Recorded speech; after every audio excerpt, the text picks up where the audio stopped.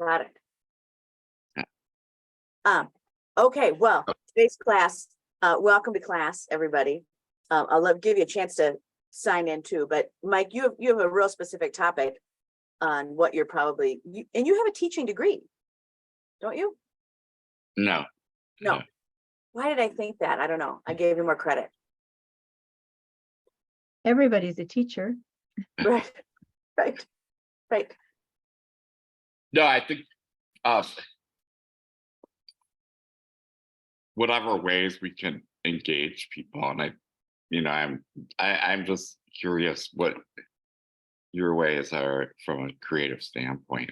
So Good. All right. Well, if you have specifics, you can type them in the chat box while we're going. But somebody has to tell me that there's a question there. Because once I'm into the format, I won't see it pop up on my side.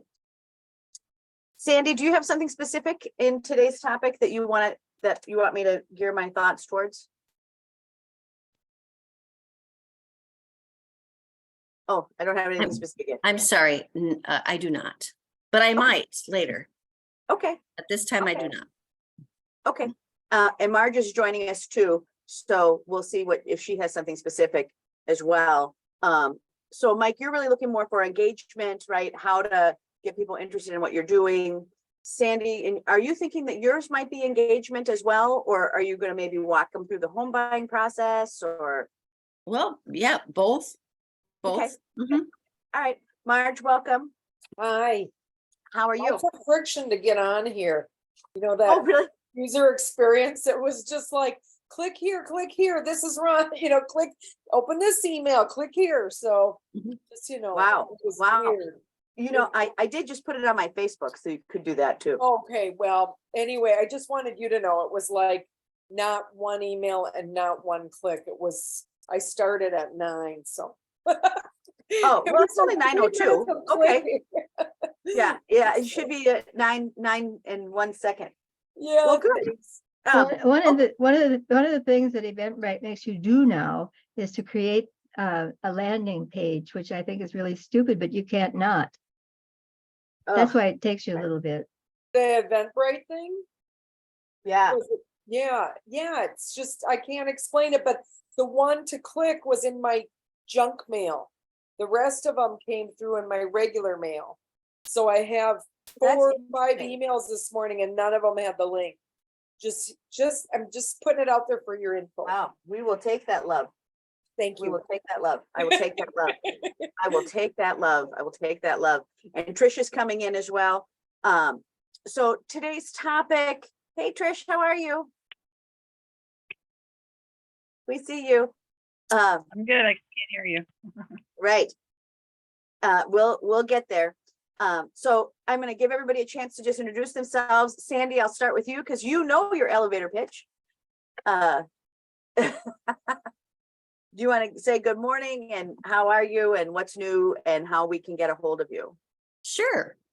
I'm Sandy Cleland. I'm a residential real estate agent with Remax Results, and my office is in Edina. I live in Southwest Minneapolis, so I kind of work, in a radius out around there, mostly on the west side as opposed to St. Paul. But I've been doing this for 33 years, and I love working with sellers and helping them, with all the things they need to get the house ready for sale and referring them to resources.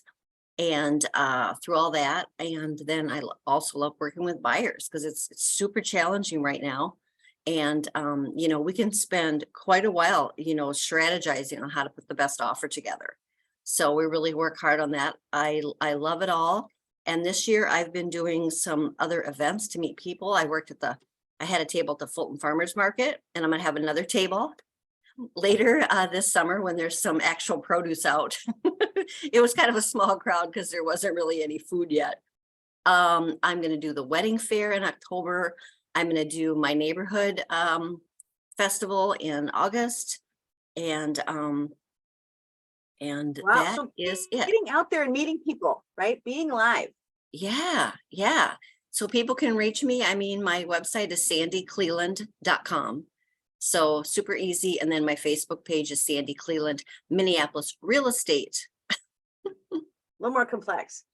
And, Yeah. and when you spoke last time, you were just doing the Fulton, and I saw you took the group's advice of having someone else help you with those gift baskets and so forth. And that gift basket looked fantastic. So my marketing assistant is just really good at presentation and making everything look cute, and nothing is ever good enough for her. You know, like she's just got to tweak it again. So she put those two baskets together. Yeah, they were very nice baskets. They were And fantastic. then, yeah, and I had a loan officer work with me at the event. So it was great. Right. And you're posting about it. So, I mean, you're doing everything right? You're getting out to see the people, getting into their space, right? Mhm. And you're bringing something of value to them. And you're just kind of hosting, a conversation. You're just giving yourself an availability to a conversation. And this is a lot more than I've seen you do. Mm.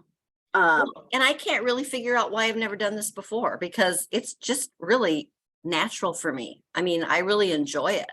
I'd rather be at a table meeting people out in the public, Right. like having them come up and sign up for a drawing or something like that. So I'm glad I finally duh. Yeah. Yeah. And you found a spinning wheel. Yeah, one of the agents in my office, I posted, on our Facebook group in our office, and that spinning wheel is deluxe. I mean, that was a really high quality spinning wheel. Now my marketing gal, she's like, Sandy, you need to buy one of these. Well, we'll see. We'll see. We'll see. As long And as it I have lets no me borrow idea. it. I have no idea. How much is a spinning wheel? Well, I never priced it out, but they make them all quality. So they're all really, really inexpensive ones, but I'm sure they fall over and stuff. I Right. mean, I wouldn't be surprised if this one cost $200. I mean, it's really heavy. It was hard for me to carry it and get it in and out of my car, Right, right. But Little that's a Sandy with perfect- this deluxe spin wheel. Yeah. Perfect shared item, because you don't need that much. I Right. mean, seriously, I'm making a mental note. If I ever want to find one, I'll ask and see if I can pay a rental fee from him, because you're not going to be at the same events, so. Yeah, Cool. exactly. So The spin wheel was kind of epic. I agree. I think that was pretty epic. that was a huge draw. So if I hadn't had the spin wheel, I would not have had as many people at my table, because the children, I figured the adults would want to do it too, but it was the kids. It was the kids that wanted to do the spin wheel. So I'm And so what were glad the I had it. prizes that you had? Yeah. Did your prizes change? The prize, yeah. So what I did was I put little Post-its. Yeah, that was like, how are we gonna do this? And I don't want to put anything too sticky on that wheel to mess Right. it up.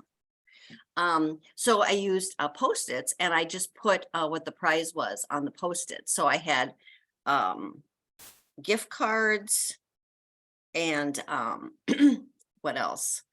Oh God, I can't even remember.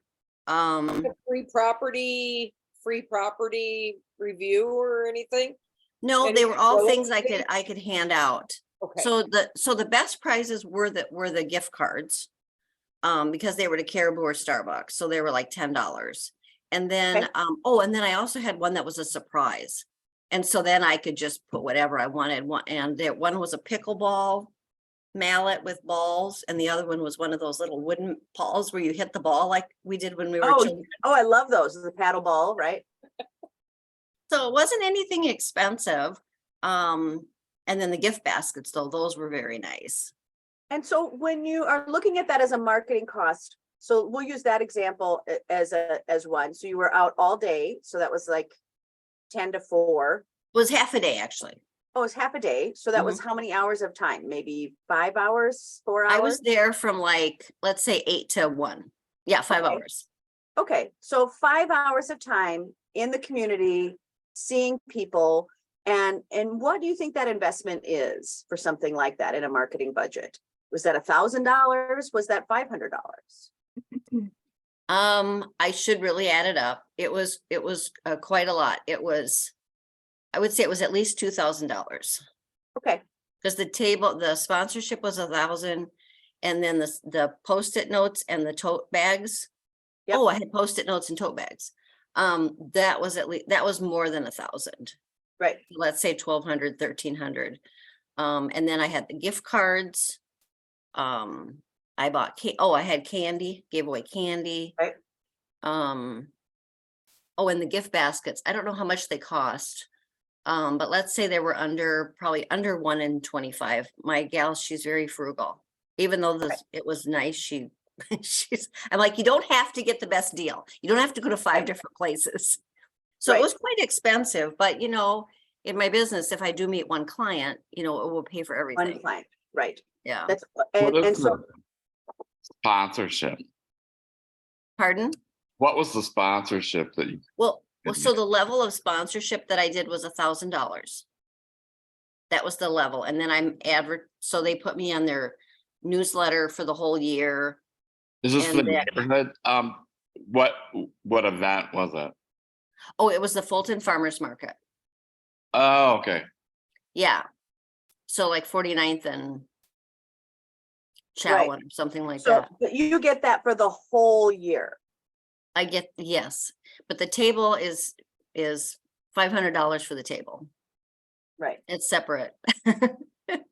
So when you look at that, right, that's a commitment to say, here's my people. It's right in the middle of your demographic, Mhm. right?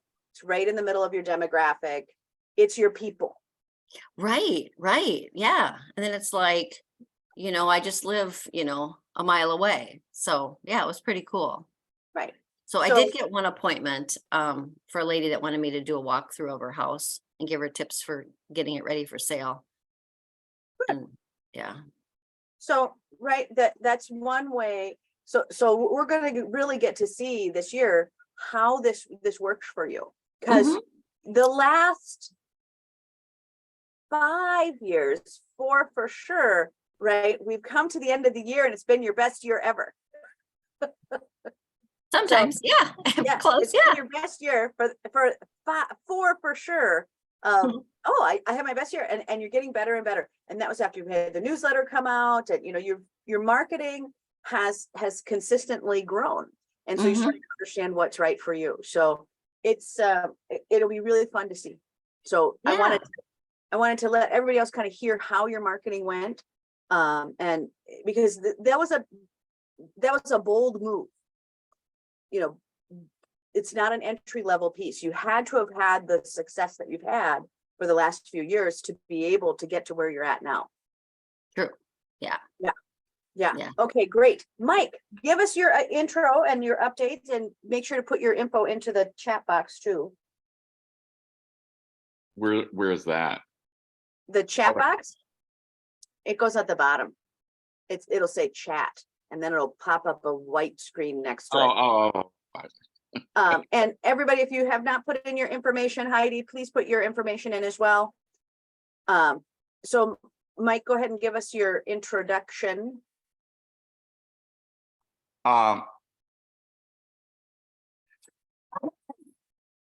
Well, I'm Mike Welton, and my business is Mike Welton Art, and I did farmers markets and stuff too in the 2000s and stuff. It was good. That's actually how I met you. Yeah. Well, no, that was a separate. That was the art market Metro. That was the Metro. Oh, So okay. it had nothing to do with the farmers market, but it was right across the street.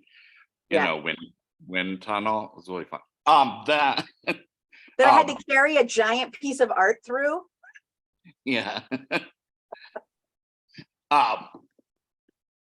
But currently, so I'm working on this piece, which is I'm interviewing friends about doing their coming out stories in my way of picking signage that will, and then adding my own messages to them. I mean, I'm just in the process of doing prototypes so I can show people and stuff what I'm talking about. Like I'm doing my coming of age story, I'm doing my partners, and they're strong pieces because I've thought about it and stuff. And so there's just a lot of potential collectors out of that, painting for a purpose, painting something that is personal to them that Yeah. they, yeah, I think that's important. Wow, that's fantastic. And that actually that whole conversation I'm gonna put into our time today, because that's a very good one. Very Yeah. good one. I forgot to ask Sandy, but do you have any questions specifically for the group today?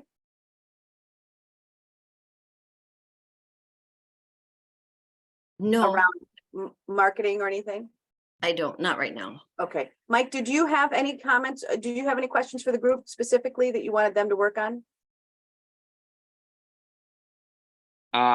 Just,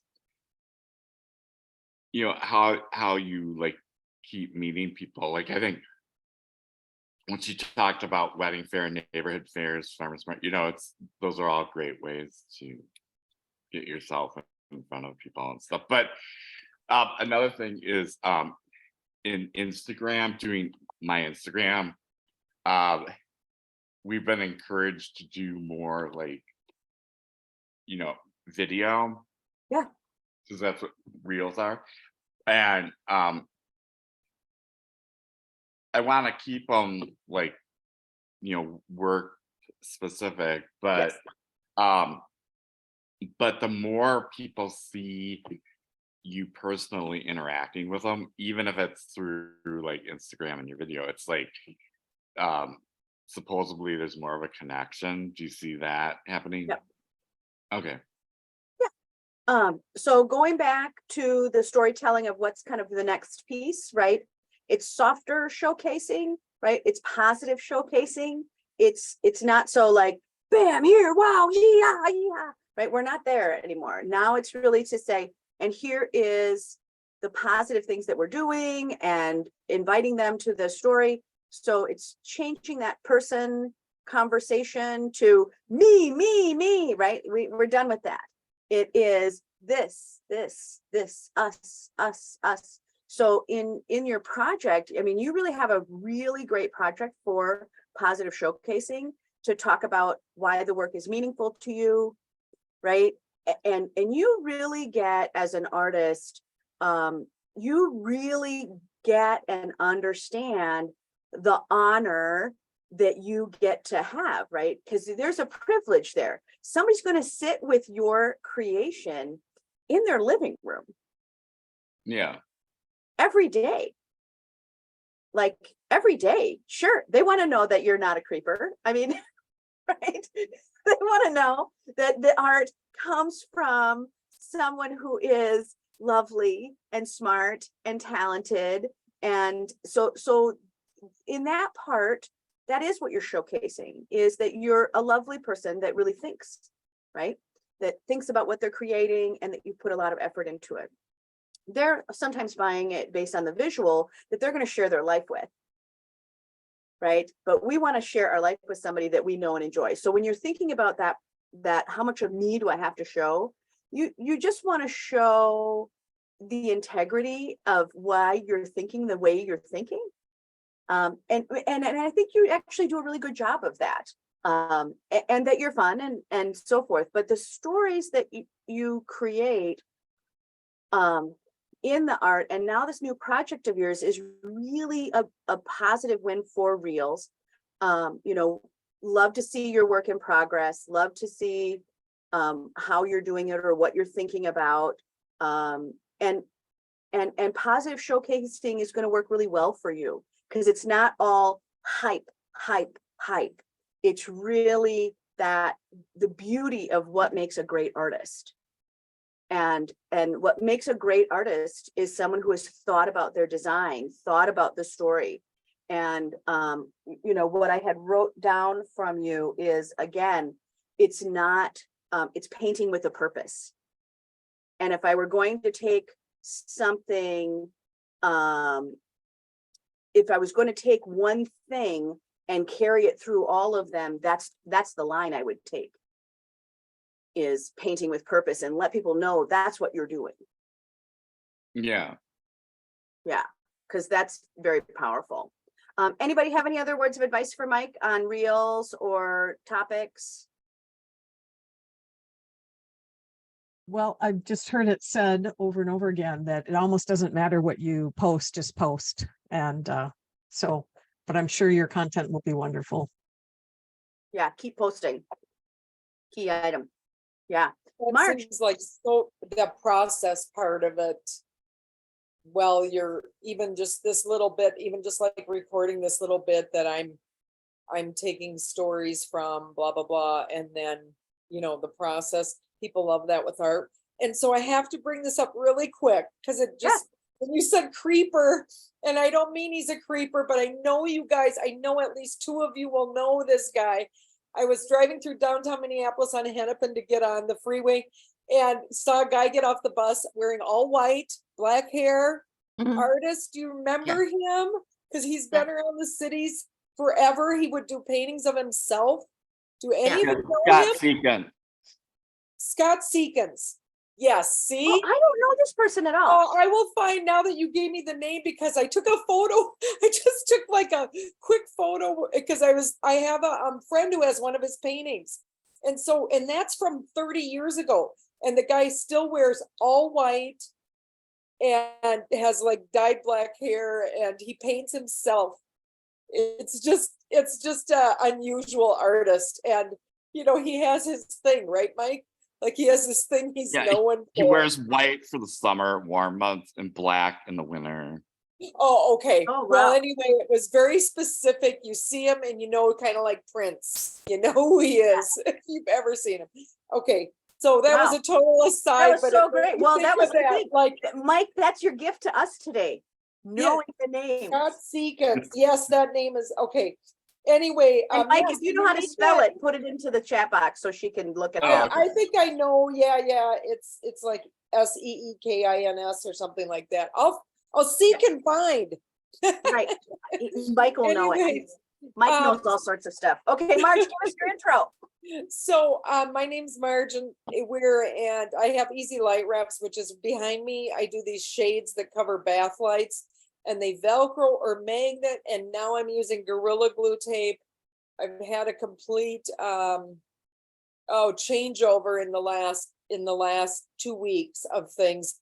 I have a farm in Wisconsin that's on the river and I'm putting my office out in the barn and it's almost done. It was supposed to be done a month ago and it's almost done. And I have a Sniff Spot dog park out there, which is it's a Sniff Spot as an app, and I will put that in the chat too.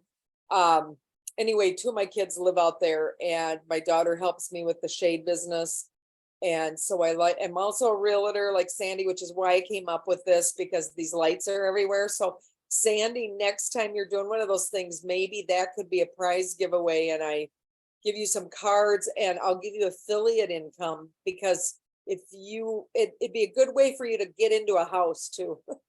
That's what I thought I was making for realtors and stagers, but it's been mostly homeowners and I've sold over 8,000 shades and am on my own site and Etsy and Walmart.com and am in a new frame of mind, really working to grow my email business and it's just time. I'm time limited.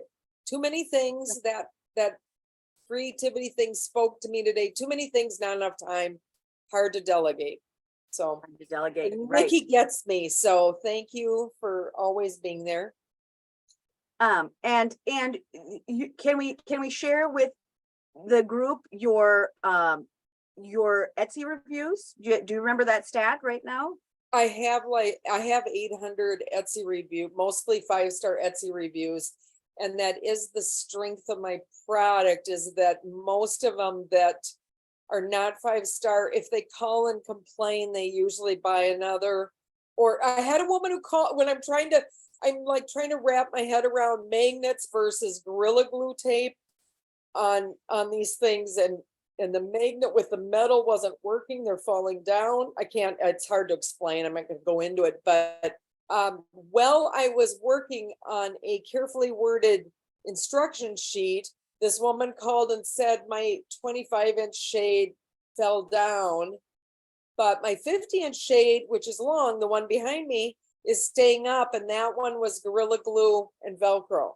So I'm deciding to go to, because I've done all Velcro. But she said, I'm really happy with it. I love it. Can you send me some more Gorilla Tape, whatever? So it was like an epiphany. And I've decided to make a little kit of all options and send with. Yeah. We'll save the labor on adding it. And they, depending on their fixture, they can decide what to put on. Brilliant.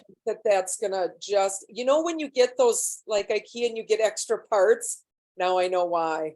They Now give you you know a little why. kid, go here and you figure it out. Now I know, now I understand, like, then it becomes like a user error thing instead of my fault, if that makes sense.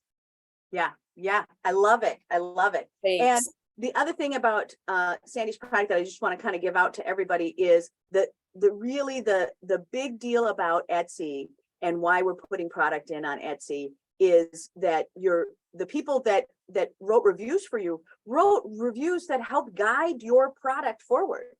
Absolutely. And Yeah. and so I had a company that I worked with that did Amazon while I was doing Etsy. And that year at Christmas time, he said, God, are people brutal, isn't it? You know, it's hard getting all these returns and the way people talk. And I had a great year because I had Etsy and people are kind and looking for creative things. Mike, I don't know if that's a spot for you, but nobody can do what you do. So anyway, And that's very really that helpful, very marketplace. kind, and very fast. Whereas his was all about, I want 2 days shipping. I want it now. And I almost went on Amazon as of a month ago. I decided to take this new tactic and this new course to I'm not going to do Amazon. I'm doing my Shopify site. Because I only am one of 2 people doing anything like this, and there's millions of lights. I've been scared of Amazon. I hate Amazon. I mean, it was the only time I was near suicide is fucking Amazon. Fucking hate Amazon. So it's like, it just kind of, I think I have such a negativity about it. I can't get over it. So I want to have a couple $1 million in sales before I get on Amazon. I'm on there. You just can't find me. You'd never be able to find me. Right. We did a So- test run and that lets you know, right? So when you're talking about that part, what I want you to take away from there is not the Amazon part. It is really that your marketplace is critical, right? Yep. That being in the right marketplace changes everything from, right, having kind reviews that help guide your product to, I'm so mad about 2-day shipping, right? And that's what Amazon created, was its own monster. And that is what Etsy fed, was its own community. Right.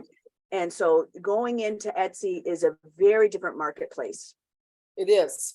It has and been. a different consumer. And now on Shopify, I'm doing okay. I have this review thing, but we also have a chat bot, and I'm still the only one doing my customer service, which I think is really important until you're Insightful. big enough if anything's going to be farmed out, that's the last thing, because that's critical to be able to. This morning conversation with a woman about a mirrored, on a mirror and the reflectiveness and will this work? And it's another thing it's like, great. It was like, okay, I can do this and make this product, and I'll have photos from her. Even better.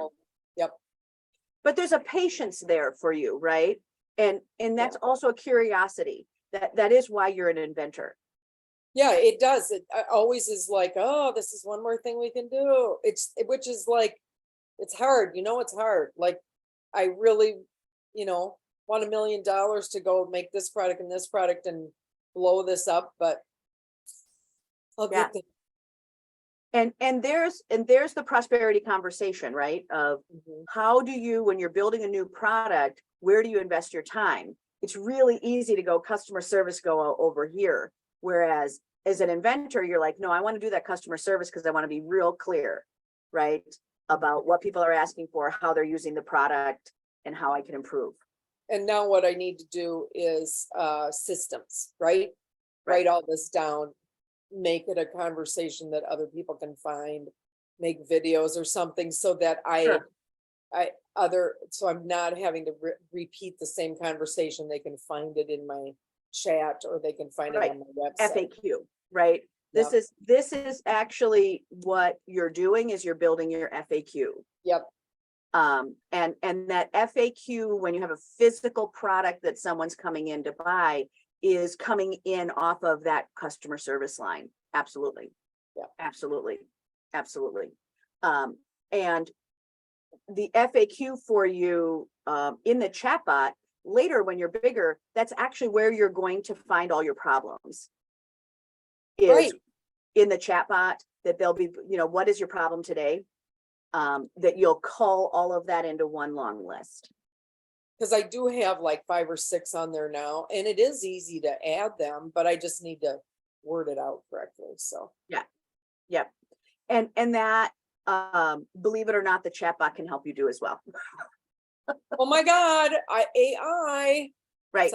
Somebody gave me a description of myself, and I thought I was like, wow, this is really for an inventor patent organization.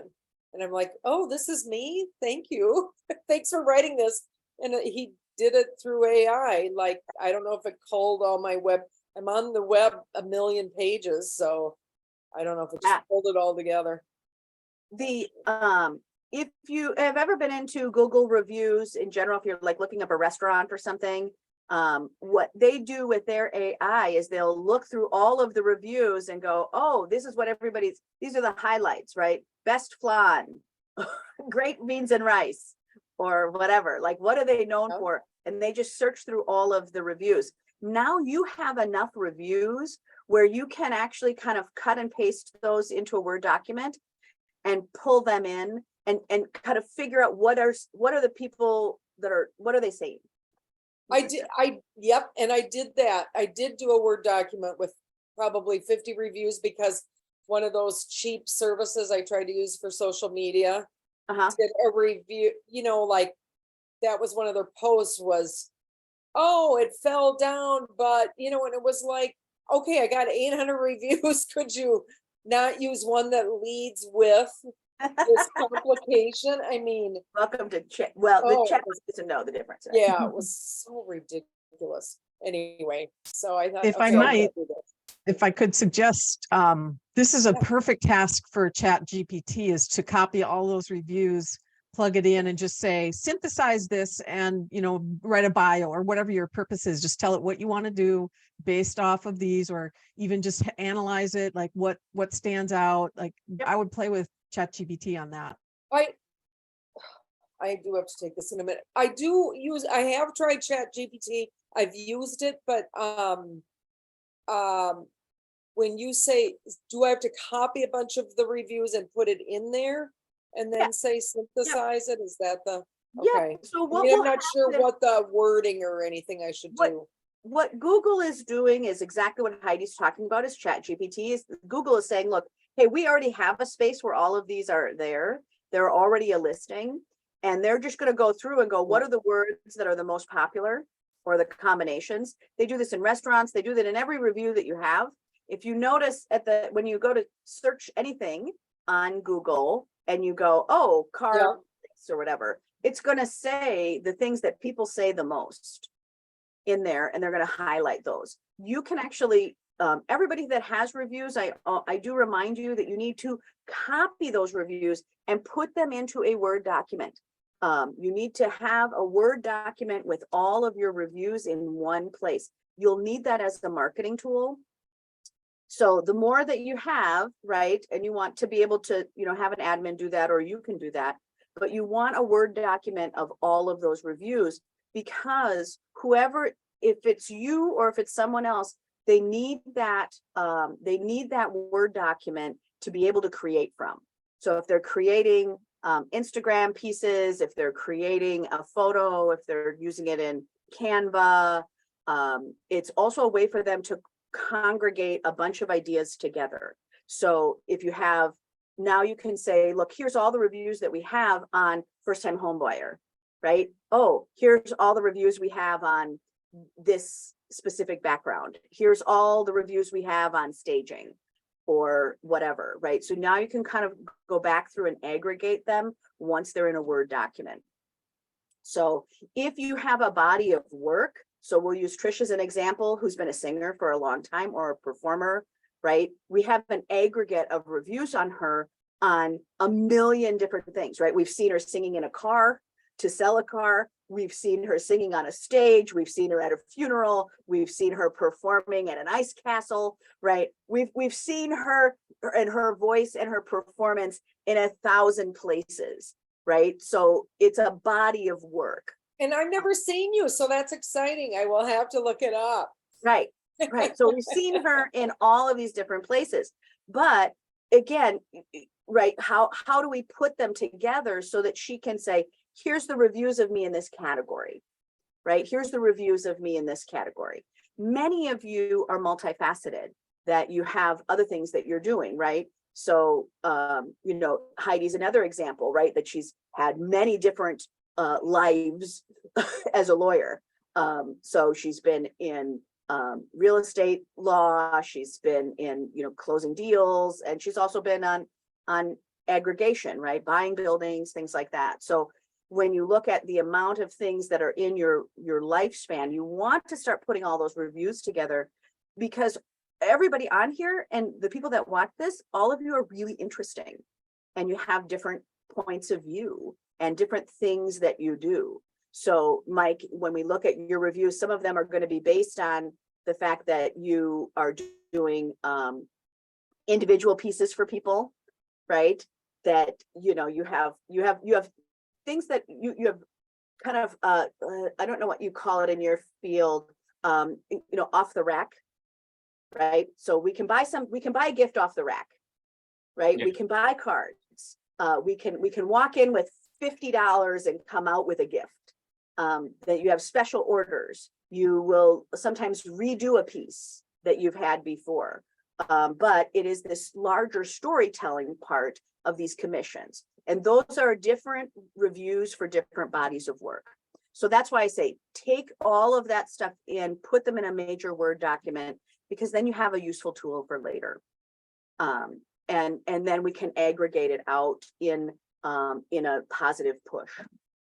Okay, Karen Carson, let's do a check-in on you. How are you? Compared to what? Right. Well, I'm okay. I've been taking a class from Michelle Berg on AI, Oh, great. and I'm also taking another one from Mind Valley Institute, which is a big deal. Oh, I And love Mind Valley. Yeah, I have a quote from their CEO. I put it in the chat. Oh, good. You will not be replaced by AI. You will be replaced by someone who uses AI. Vishnan, yeah. And so I've been doing that, and it's been very interesting. I think that it kind of is the Chat GPT kind of fools you because it's so simple. It's just a box. Right. It's just a box. And it looks like a little box, but you can put a whole novel in there if you want to. And it's interesting what it comes up with, because if you don't like it, you can just say regenerate. And Yes. you can pick it, and it keeps it. And if you want to pay a little like money a month, like $20, you get some extra features. And Michelle Berg uses that. She uses the paid one. And I think that even if you don't want to use it, you should go out and look at it and put something in there and see what it does. It's kind of dangerous, because you don't know where that shit came from. So Right. you don't know if you might possibly be violating someone's rights. And so it's kind of interesting. I haven't put any fiction in there yet to see what happens, but it's something you should be curious about, because it is amazing, because we spent all these years on the internet with stuff out there. Think about YouTube. And when you're thinking about curious, if you're curious, like I was trying to figure out how to clean my fan. I have a big fan, and there's nothing wrong with it except that the blades are full of dust and nothing comes off. You can't, like when they're clean. So I Googled it I searched it on YouTube, and there are at least 7 people who know how to do that. And they have videos on how to take it apart, how to clean it. Now, if I had a driveway and a hose, I'd be fine, but I don't. So, Right, right. but there is so much stuff out there and we're all curious, and when you learn how to do something like some silly thing, somebody else wants to know that. And if you do a video, if you do a bad one, somebody's going to find it. And then you can say, okay, well, that's good. I can do something else now. But I just think it's fascinating. I've always been fascinated with YouTube because I can't believe what they have out there. It's like, and random stuff that comes to you when you log in there. It's like, why do you think I like to see this? Right, right. The generator of what you might want to watch. Right. But it's just amazing. There's so much out there and so much that that someone else might want to know. And you don't think that anyone want to know that because you do it. But I don't know about you, but I'll see something that, and I'll think, I really kind of want to know more about that. And so you start looking and it's this little thing you might have seen that interested you. And you got to look at like 10,000 other people have thought that. So it's just been interesting. So I've been doing that. And so I'm taking those 2 classes and mostly just managing Michael.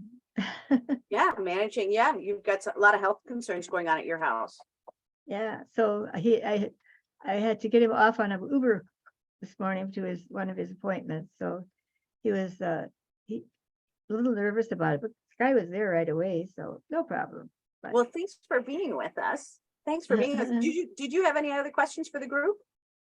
no, I just very much encourage you to realize that your curiosity is a huge benefit for you. And to not say, oh, well, that's no big deal. Because if you're curious about something, that lights up stuff in your brain that goes somewhere else. Marjorie Weir would know this because she's interested in so many things. I know, And but it then- makes me crazy because there's too many, Well- but I was never so happy to not be a restaurant owner anymore in Afton when it was raining yesterday morning. When it was storming. I was like, oh, thank God I don't have to leave the house today. So, but YouTube, I'm gonna put my thing, I gotta find it and then I'll put it in there so you subscribe. I need subscribers. You need Yes. 1,000 subscribers. Oh, Whatever. yeah, we And can I need to- absolutely put that in there. Yeah. I need to put more content on there, and that's really And I that's love today's YouTube. topic. I love YouTube. Yeah. And that's today's topic.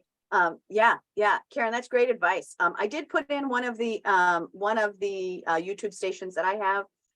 We have multiples, but if you want to see there, Sandy, you can also see the first draft of the video that won't be the final draft, but you can see the first draft of the video you were dancing in. So yeah, you'll get to see that on that station. So if any of you are curious about the dance thing that we did with King, we've got to, it went to a foreign person and there it went. So we'll be there. So, and my before and afters. So there's Marge Weir's. So definitely quick, give her a tip on that. But that's another way that you guys can support each other is, watch your channels, sign on to your YouTube. So if you have Instagram or whatever you have, put them in the chat box while you're here. And for those of you who are coming later to see this, you can do it in the comments section because people really do look through the comments section. We end up with a lot of people watching these videos. So when you do the thing like Marge has her easy light wraps in the background, right? So when you do those things, people do watch them. I mean, some months we have 4,000 hours of viewing. So it's no joke that we really do get to see things. And so I think this putting it in the background is really helpful because you got a whole hour of people seeing. So if you can do your brand, it was, we could go through that sometime. It wasn't hard to do. It's right. Finding the right photo of your product or your studio or your name or your website or whatever, and putting that in the background other than like my hair, like I'll have the weird losing the fingers and stuff when it's Right. a fake background, but Yeah, the I fake think background. it's worth doing if if it works to promote what you're, plus you don't know where I'm sitting and what a mess I have. It's like, Right, right. Well, guys, I'm happy. I'm fine with you guys seeing my vision board over my back. That's fine. You can see my vision board. I'm not blurring. You can actually see what's really behind me. I'm really in a studio. Okay, Trish, give us your update. You've got a lot going on and magic stuff. You have like magic going on. Okay, we got to have some sound though. We can't hear you, which is odd. Yeah, maybe it's, nope, we can't hear you.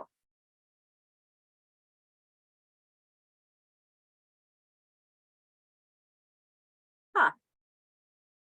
Is it in your headphones? No, Do you have the right thing selected under under the speaker down at the left-hand corner? hold on. She's learning. She's learning. Okay, well, I'm going to skip you for a second while you figure it out. And I'm going to go to Heidi. As soon as you think we can hear you, we will tell you. But it would be connecting audio is the section. Yeah. There it is. We heard you. Got me? Now speak again. Okay. How about now? Yeah. We can hear you. Good. I have no Great. idea what's going on. I don't know. I just unclicked and then reclicked. Anyway, what I have to tell you is that I'm really inspired to hear this AI chat bot conversation happening, because I had just a little bit of experience with it with my son a couple of weeks ago. And it was more or less, can you stump it? It freaked me out and I felt very, very old. And so I'm feeling motivated now to learn about it. I love that quote, Karen, that you just shared with us. And it's really, really nice, Vision. by the way. It's nice to see everybody here. So I'm Trish, and I'm kind of currently in between projects and figuring out what I'm doing next. I am a singer and entertainer. I'm working on a couple of different projects right now. I have a new musical collaborator. I'm very, very excited about that. A new keyboard player who's also a wonderful singer that I'm working with, and I'm putting together a show with an aim toward booking it in a room that I find desirable. And my next step is making the phone call to the person that books that room. The show is not ready yet, but it wouldn't take long to be ready. And I'm looking at probably fall, looking at like trying to get into like an October or November date at this venue, which shouldn't be difficult to do. And that's a good thing to have down the road a little bit, toward the fall, because next week I start rehearsals at the Phipps. I'm doing 9 to 5 at the Phipps. I was cast in that show, which is really exciting and fun.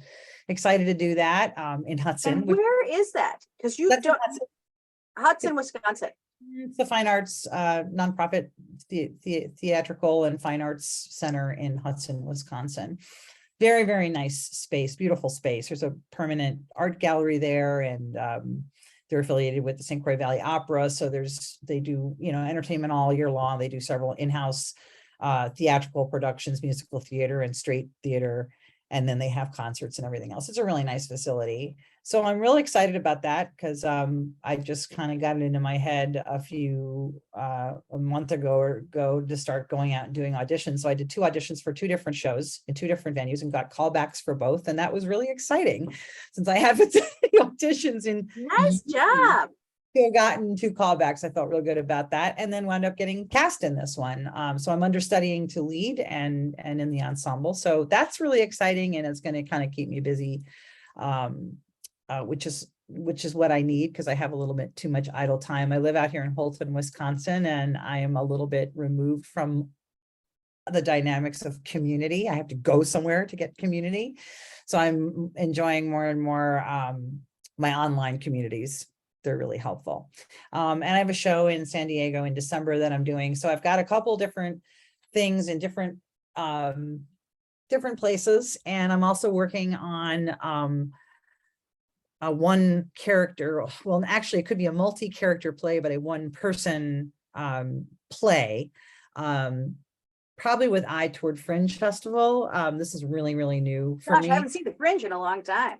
Yeah, it's kind of unexplored territory for me, and I'm not quite sure if it's going to wind up being like a fringe piece or if it's going to wind up morphing into just part of this greater project that I've talked to you about, Mickey, about informed edutainment, motivational entertainment, which is kind of what I'm looking toward building toward in terms of overall presentation, which is based on life experiences of mental health and addiction and things like that, and recovery from those topics. That's kind of a pretty big piece of my ongoing Big piece of yours. work Yeah.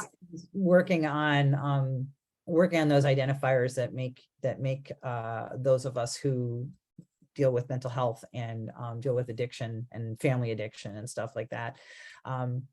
Kind of just dissecting that in terms of music and in terms of performance. So it's really interesting. It's a new place to be. I'm really glad I'm here. I thought I had purchased the ticket, and at the last minute I realized I had not scheduled it. So I got in at the last minute, and I'm just so glad to be seeing some familiar faces and some new faces, and just, yeah, happy to hear and be in community with you guys today. We're so glad to have you. We're so glad to have you. So, yeah, if you're ever worried that you don't have a ticket, I will post on my Facebook page so you can get in. Oh, okay, cool. Yeah, That's so I do post on my personal page to be like, hey, here's the link, because sometimes you can just send us money later. Right. Right. Everybody here knows how to give money to us. So, Right. and Okay. Karen's the miracle worker on that. Yeah. Karen does all of the audio. I mean, she does the YouTube, she does the posting of our time today, she does the mail out on it. So That was she does great the because it got, as soon as I did the Eventbrite, boom, there was a link at the bottom. Yeah. And so here I am. So yeah, happy to be here. all the magic of Karen Yeah. Carson. So Thanks for the tips on the YouTube. because we're all here because Karen does her stuff. Thank you, Karen. So good to Yeah. see you, Karen. Yeah, she is- Thanks for the input on the YouTube channels as well, because I've got like 3 and they're not terribly organized. I need to kind of hone that in. I also have one that I don't even have access to editing anymore, because it belongs to an extinct email address. I can still go on and watch it, but downloading them if I need. But yeah, that's like kind of it's a project. That's a time management project to pull together all those YouTubes and organize them, and because there's some performance, there's some that are speaking. So yeah, good stuff to think about. So thank you. It is great. So don't forget, put all your socials in there. Marge, I already followed you on your before and after, so you have 1 new subscriber today. Okay, Marjorie. And the other piece to that is that our people will not. So one of the things that you can do for yourself is when Karen sends you out the videos, or when you go to see all the other videos, is in the comments section. If you put your in the comments section of the video that you were in, right? Because you're in this show today. If you go into the comment section once we post it, because they're not going to see the chat box, right? The chat box is for the people that showed up to class. The comment section is for the people that show up after class. So if you have something that you want to be like, hey, follow me on whatever, you can put that in the comment section of the video once Karen's posted it. So when you go back to, and it usually takes a few days for Karen to do that. If you bought a ticket, she'll usually send you an email of what that looked like. But you can go back in, go to that YouTube section, go into the comment section, and that's one more way that you can have the other strangers who are watching find you. So there's a little tool there for you too. Or you can put in words of advice for people, however that is. For those of you who are watching this in later, again, you can put hashtag replay in there so we know that you watched it later. It allows us to know who you are. And the comment section is a big deal. And so when people are commenting on your videos, that gives it another place in the algorithm. So from those of us who are following each other, it is to say, go through each other's videos and post a comment on them, because that helps that person immensely to post a comment. on something you learned or whatever that question is. So Marge, when you're doing content today, that's one of the ways you can invite people to, if you have a question about our light wraps, please put it into the comment section, inviting people to comment with their questions, because it will give you specifically more customer service stuff faster. I had an incredible, I don't know if you saw that on my Facebook page, but that was really, really made me feel good, as I had a post on social media and somebody said, well, God, it's cheaper to replace that light. You can buy those way less. And I said, yes, but it isn't just cheaper.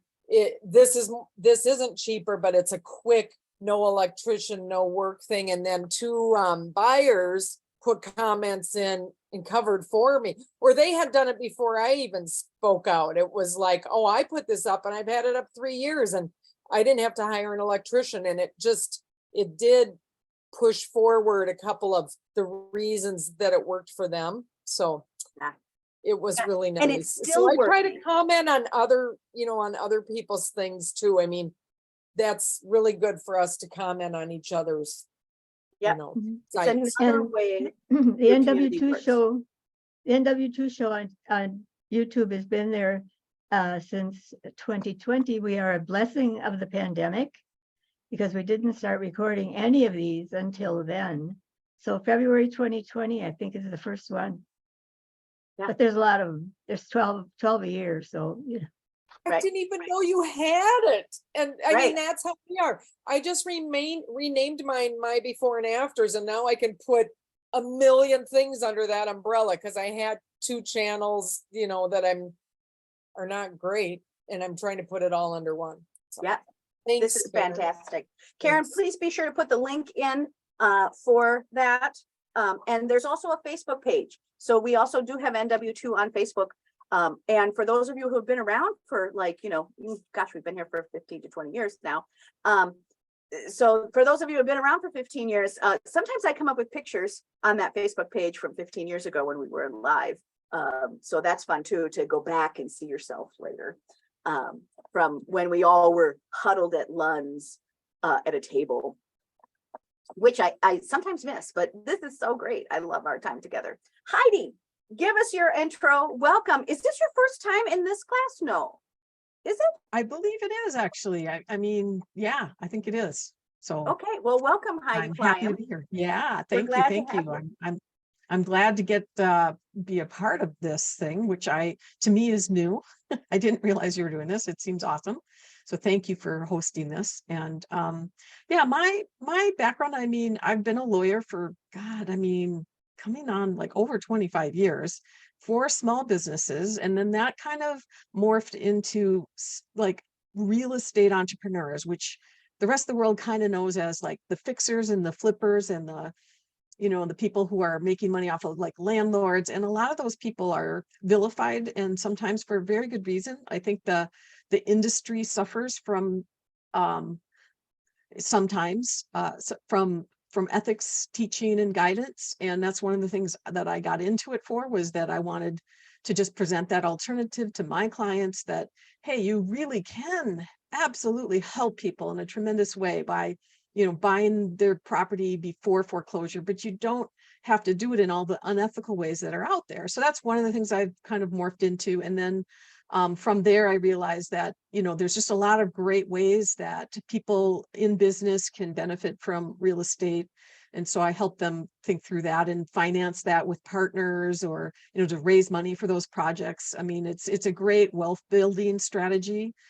So I love that part of what I do, but I also have been a mediator through the years, and done a lot of dispute resolution coaching, which is one of my passions. And that's where I'm kind of bringing it all together and going into helping people live well together is the broadest sense. And that's where the content that I want to get in, if I'm going to be public, which I've made the decision, I'm going to bite the bullet. I hate it. I'll be honest with you. I hate it. You will know that I hate it if you go to any of my current like Facebook, Instagram, whatever. Like I don't post. I don't even really like social media. And I'm sorry, I love everybody. I don't watch your social. I'm not a person. I dislike it. But it's sort of like that necessary thing. And all I can do is like, I'm gonna try to make it into a positive for me, and anybody might want to listen. But I am gonna force myself to just do it, like start posting a YouTube podcast of sorts. Is that what they call it? Video cast or whatever. Yeah. So I'm still figuring out, like, I'm really yellow. Like, I got my light, I got my back, like, it's all still pretty crappy, but I don't care. I'm just going to figure it out as I go. I got to hire somebody who can consult with me to get those things right. But in the meantime, I'm going to jump in. I don't know exactly when. I don't have a launch date set up. I'm still drafting content, but yeah, the basic theme of where I'm going is, helping people get along in communities, which is so valuable, and it's only going to get the more and more important, I think, in our really interesting future that we have. And I think, so that's where I feel like I want to fit into all of that, is helping people build their communities, maybe fund their communities through partnerships and co-ops, and, using, maybe syndicating properties and businesses by, if you don't know what that word means, which I wouldn't expect anybody to, but syndication means raising money through formally, legally through the SEC. So these are all things that my law firm will be doing, and I'm hoping to hire soon. And so that I can get out of actually doing the law finally after 25 plus years, and actually hire people to do that, so that I can go out and build, work on the business instead of in it, which I've known that. Like, I read Gerber's book, if you know what I'm talking about, the Right. E-Myth, like, I think the original version 30 years ago, and I still haven't really done it. So now it's time to actually do that. So if you know any really amazing attorneys out there with some experience, but they really want to just, change the world for the better, they're tired of traditional ways of thinking about law and experiencing, just doing, like, living under the billable hour oppression, and they want a truly fulfilling life in law, that would be a great referral for me right now. So there you go. That's a whole bunch of stuff. That's what I'm up to. Okay, well, put all of the requests in. So Okay. into the chat box, because that's really helpful. And I think the easiest way to kind of subdivide what you have going on is, again, you're purchasing so you are looking, when you say communities, you are really looking for people that want to live together. Yes. Yeah. So co-living is what it's the buzzword these days, but we've known, I mean, people have been doing this forever, the Golden Girls model. That's one of the things that I definitely am moving into. So just different ways, particularly like, so seniors, or, people who are trying to figure out a better way of life, particularly as they age, like pre-assisted living. So that's kind of, I don't consider that's like, yeah, that's definitely a part of it. It's more like, on the legal side of it, there's a little bit I can do there with raising money for projects. Obviously, if people want my help on the regulation side of it, but honestly, a lot of that, the government, you can kind of figure that out. It's not that difficult sometimes, unless you get challenged on something, then you can call me. But there's really sort of these two sides of it, is the consulting side and then the legal side. The law firm's still going to exist. It's just going to be without me. And then I'm moving more into the consulting, mediation, and helping people live well together in these various different ways. And it's experimental on some level. I mean, co-housing's been around forever, but their success rate is like 90%. I mean, 10%, 90% failure. And a large part of that is because of the very things that I consult and help people through their struggles of living well together, and working through their conflicts and setting up structures, which otherwise known as rules. I call them structures and guideposts to help them with that. So yeah, so there's those two sides. And I don't have a website for the co-living piece yet. So I had put in earlier my website for Resolve Council, which is the legal side of it. And so to be continued, like, I'll get the brands and the stuff. Well, we'll be here next month. So there's my gauntlet of challenge, right? So we've heard your first round. So we'll see you hopefully next month, and we'll see the improvement on what that looks like, because that'll be fabulous.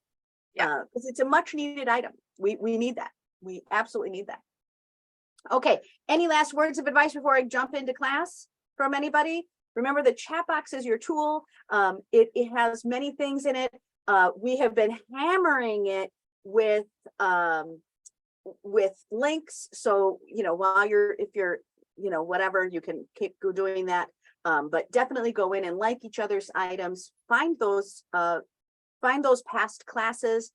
So like we talked today about positive showcasing, that's also available to you in, something that you can review.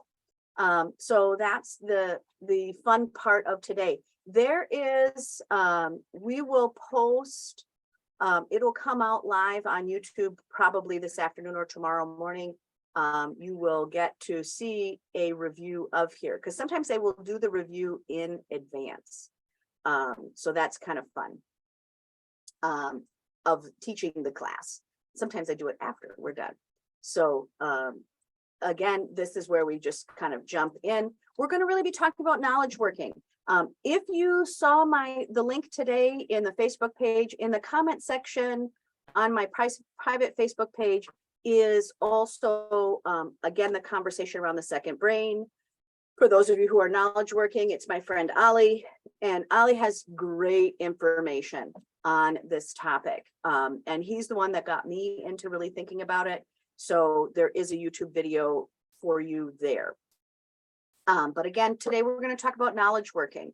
And one of the things I remind people about is that right now, we live in this kind of fortune cookie layer of knowledge where you just get, this snippet, and that will be changing, especially with some of the things that are happening in technology, is that people are looking for more than a cookie cutter layer, that they're looking for knowledge that they can, that's actually has some substance in it, and that has a little bit of depth into it. So when you're thinking about sharing your own knowledge, that is what you want to be able to do. One of the things that everyone here in the group has is a really deep understanding of the stuff that they know and the audience that they're talking to. So be clear, right, of how you have your knowledge.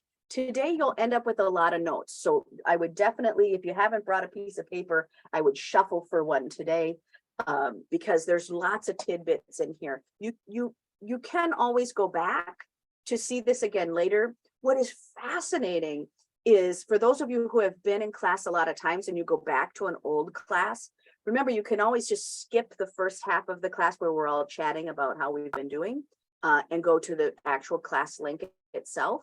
But what's fascinating is how much we forget.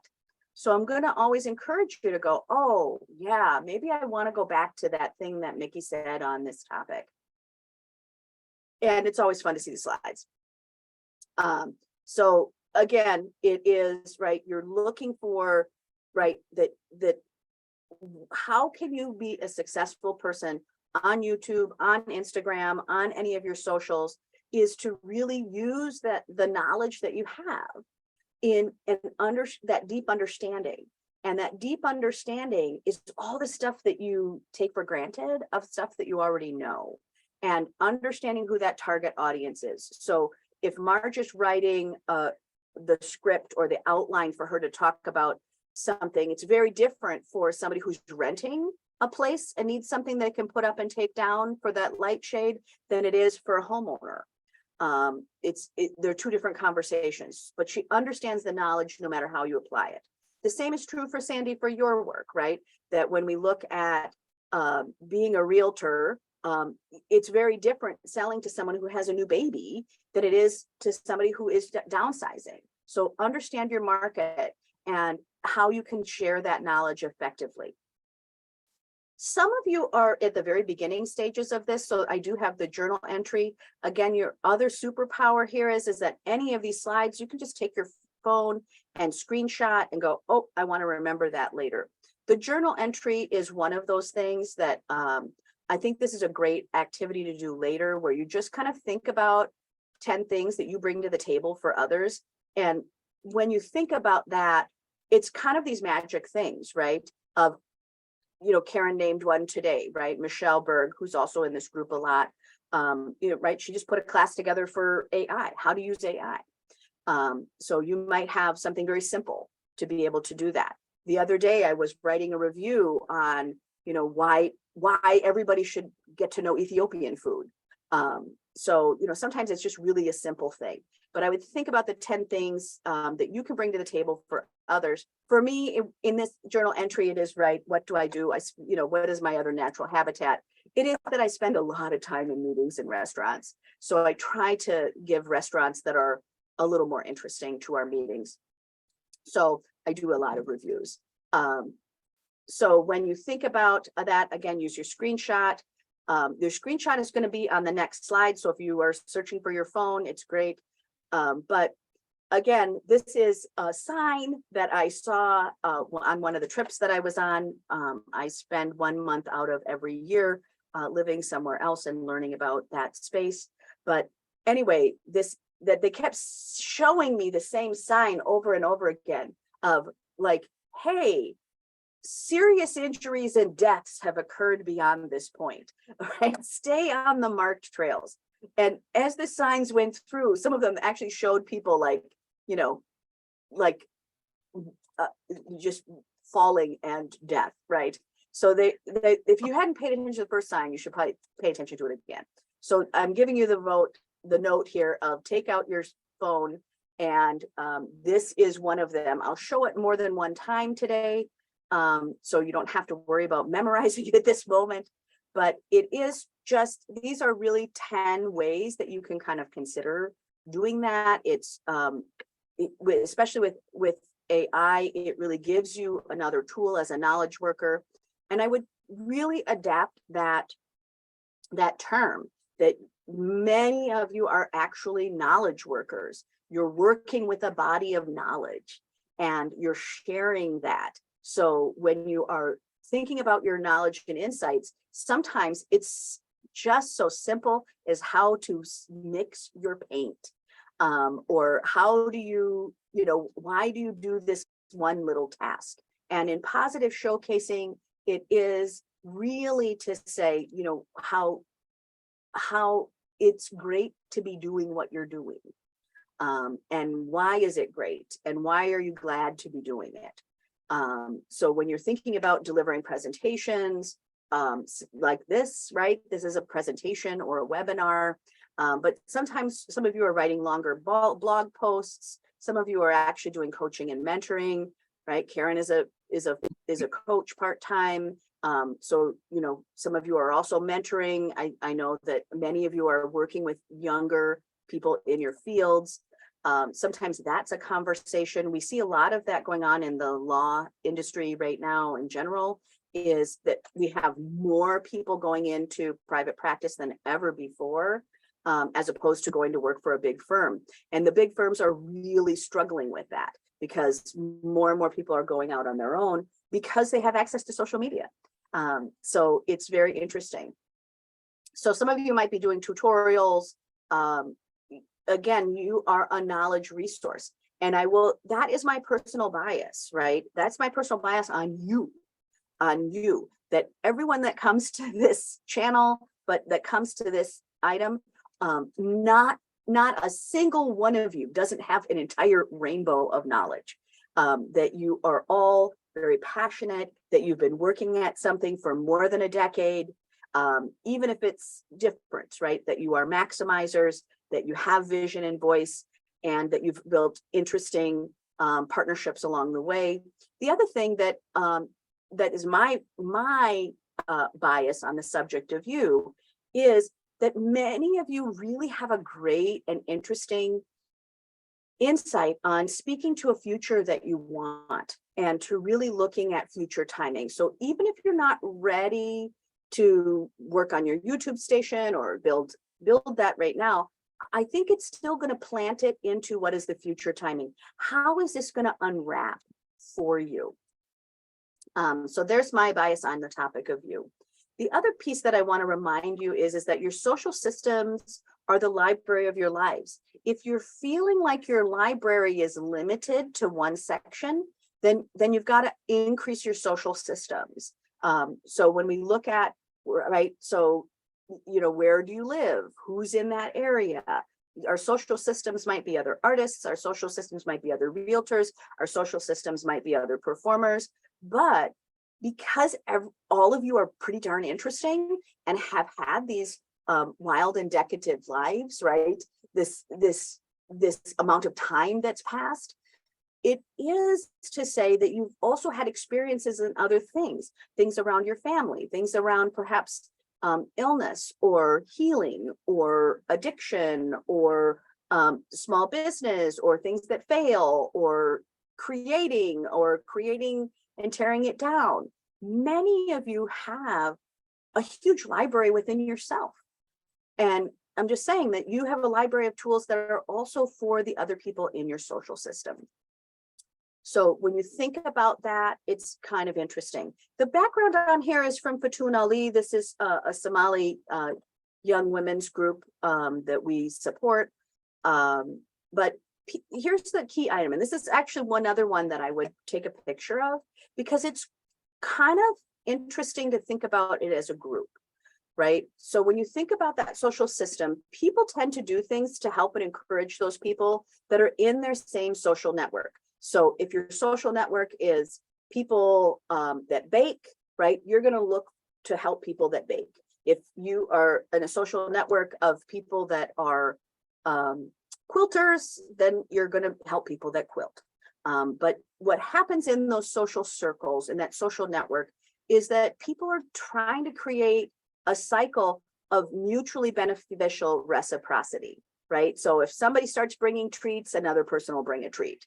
Right, that it's unbelievable how much Minnesotans love to, love is food. But we have these other pieces, right? I can't do this thing this week. Can you do it, right? So in your social networks, social capital is the value of the content, right, of the relational ties between the people. So, right, one of the things that is interesting about that is that a lot of times, if I have a great idea that'll make you money, I'll just call you. I'll be like, hey, I think this might work for you. Or, hey, I think you should meet this person, right? I have a friend of mine named Poppy who sent over a thing to go call this guy. I didn't even ask why. I just called the guy because that was her social capital in mind, right? That if Poppy tells me to do something, I'm just going to do it. So you often have these relational ties between people. And what is interesting about that is that is the product of the members of the network, not of the network in and of itself. So when we start to look at even this class, right, these are people who are interested in, you all have this encompassing piece of trying to grow your lives and to do it in a loving, thoughtful, gracious, honoring way.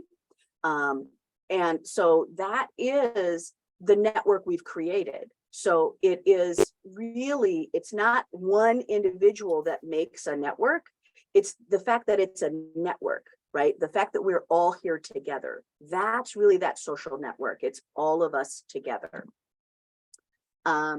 So when you are looking at this, I made this little picture for you guys today, right? When we talk about this, it says, what are you saying to me?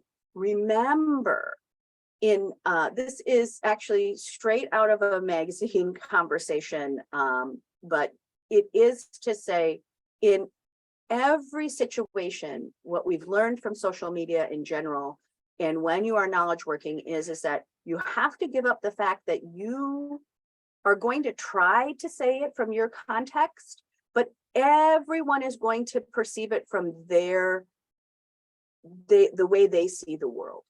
So sometimes you will see a comment as being innocent, and someone else who doesn't see the world from innocence will see it as degradatory.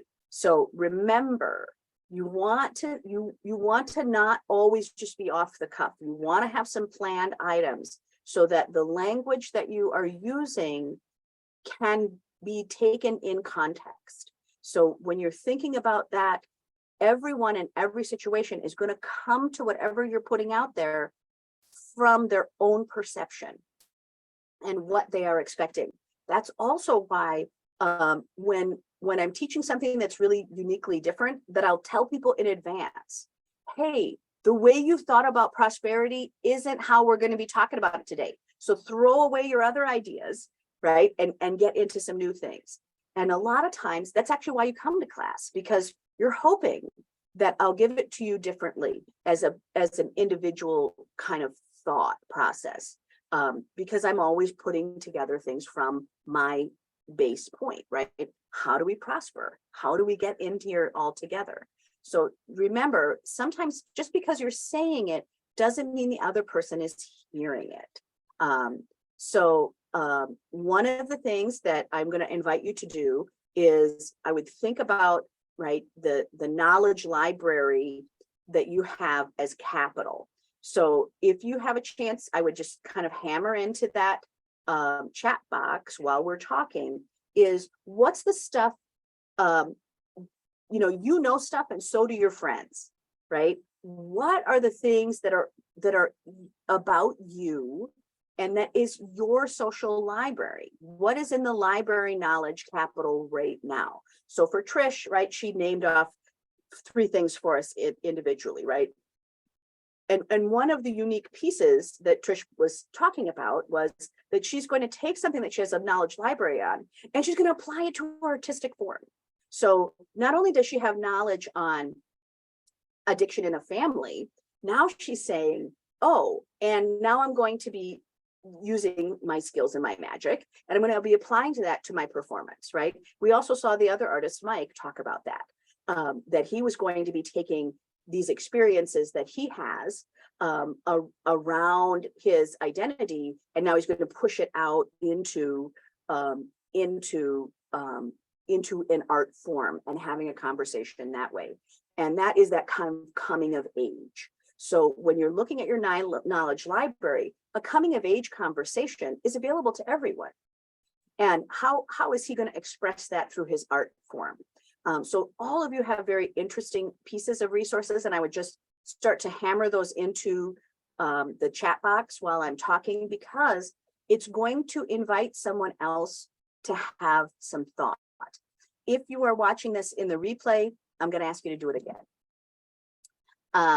So while you're doing that, we're going to talk about kind of what are the benefits that you have from sharing openly, and kind of where are you going to do that?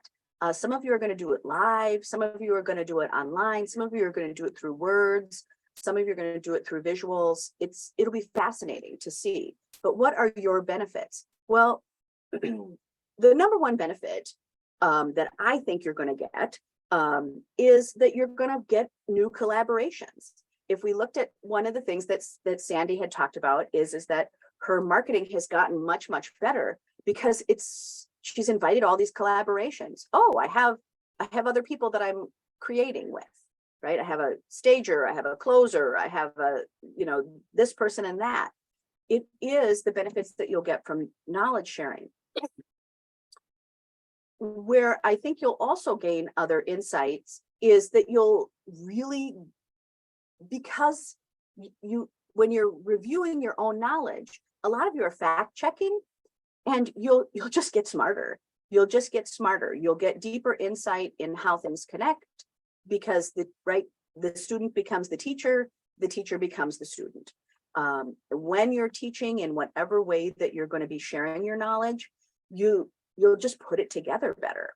And you'll also get what I think is magic, which is, this is probably the most exciting part of getting to see all of you over time, is for me, as someone who gets to watch you lovingly, that gets to love you from afar and sometimes close, is that we get to see you take new applications of your thoughts. And that is super magical.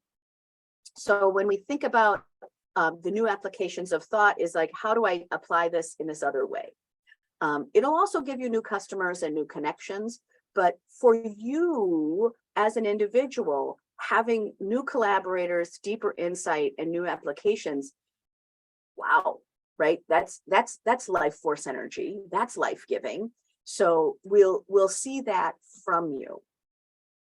Of course, we all know I like it when you make more money, because, right, what is the purpose of money? Money's only going to buy you some choices, and you're someone that I trust with choices. So having more choices gives you just more pieces. So I'm hoping that you'll have a true monetary value from your knowledge.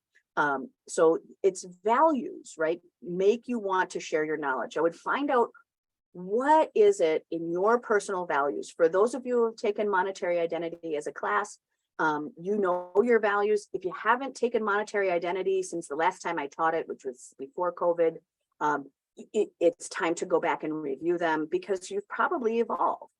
But when you look at your personal values, it's the key to knowledge sharing, because if you're not compelled to bring it from that point of values, this will just come to be a boring, stupid task. So knowledge sharing, it becomes not so fun, not compelling, but it is compelling if you understand that it feeds your base value. And so you have to review those personal values when you're choosing your topics. If you notice, for all the years that you've known me, everything is related to one piece, right? And that it's that conversation of prosperity, the ability to magnify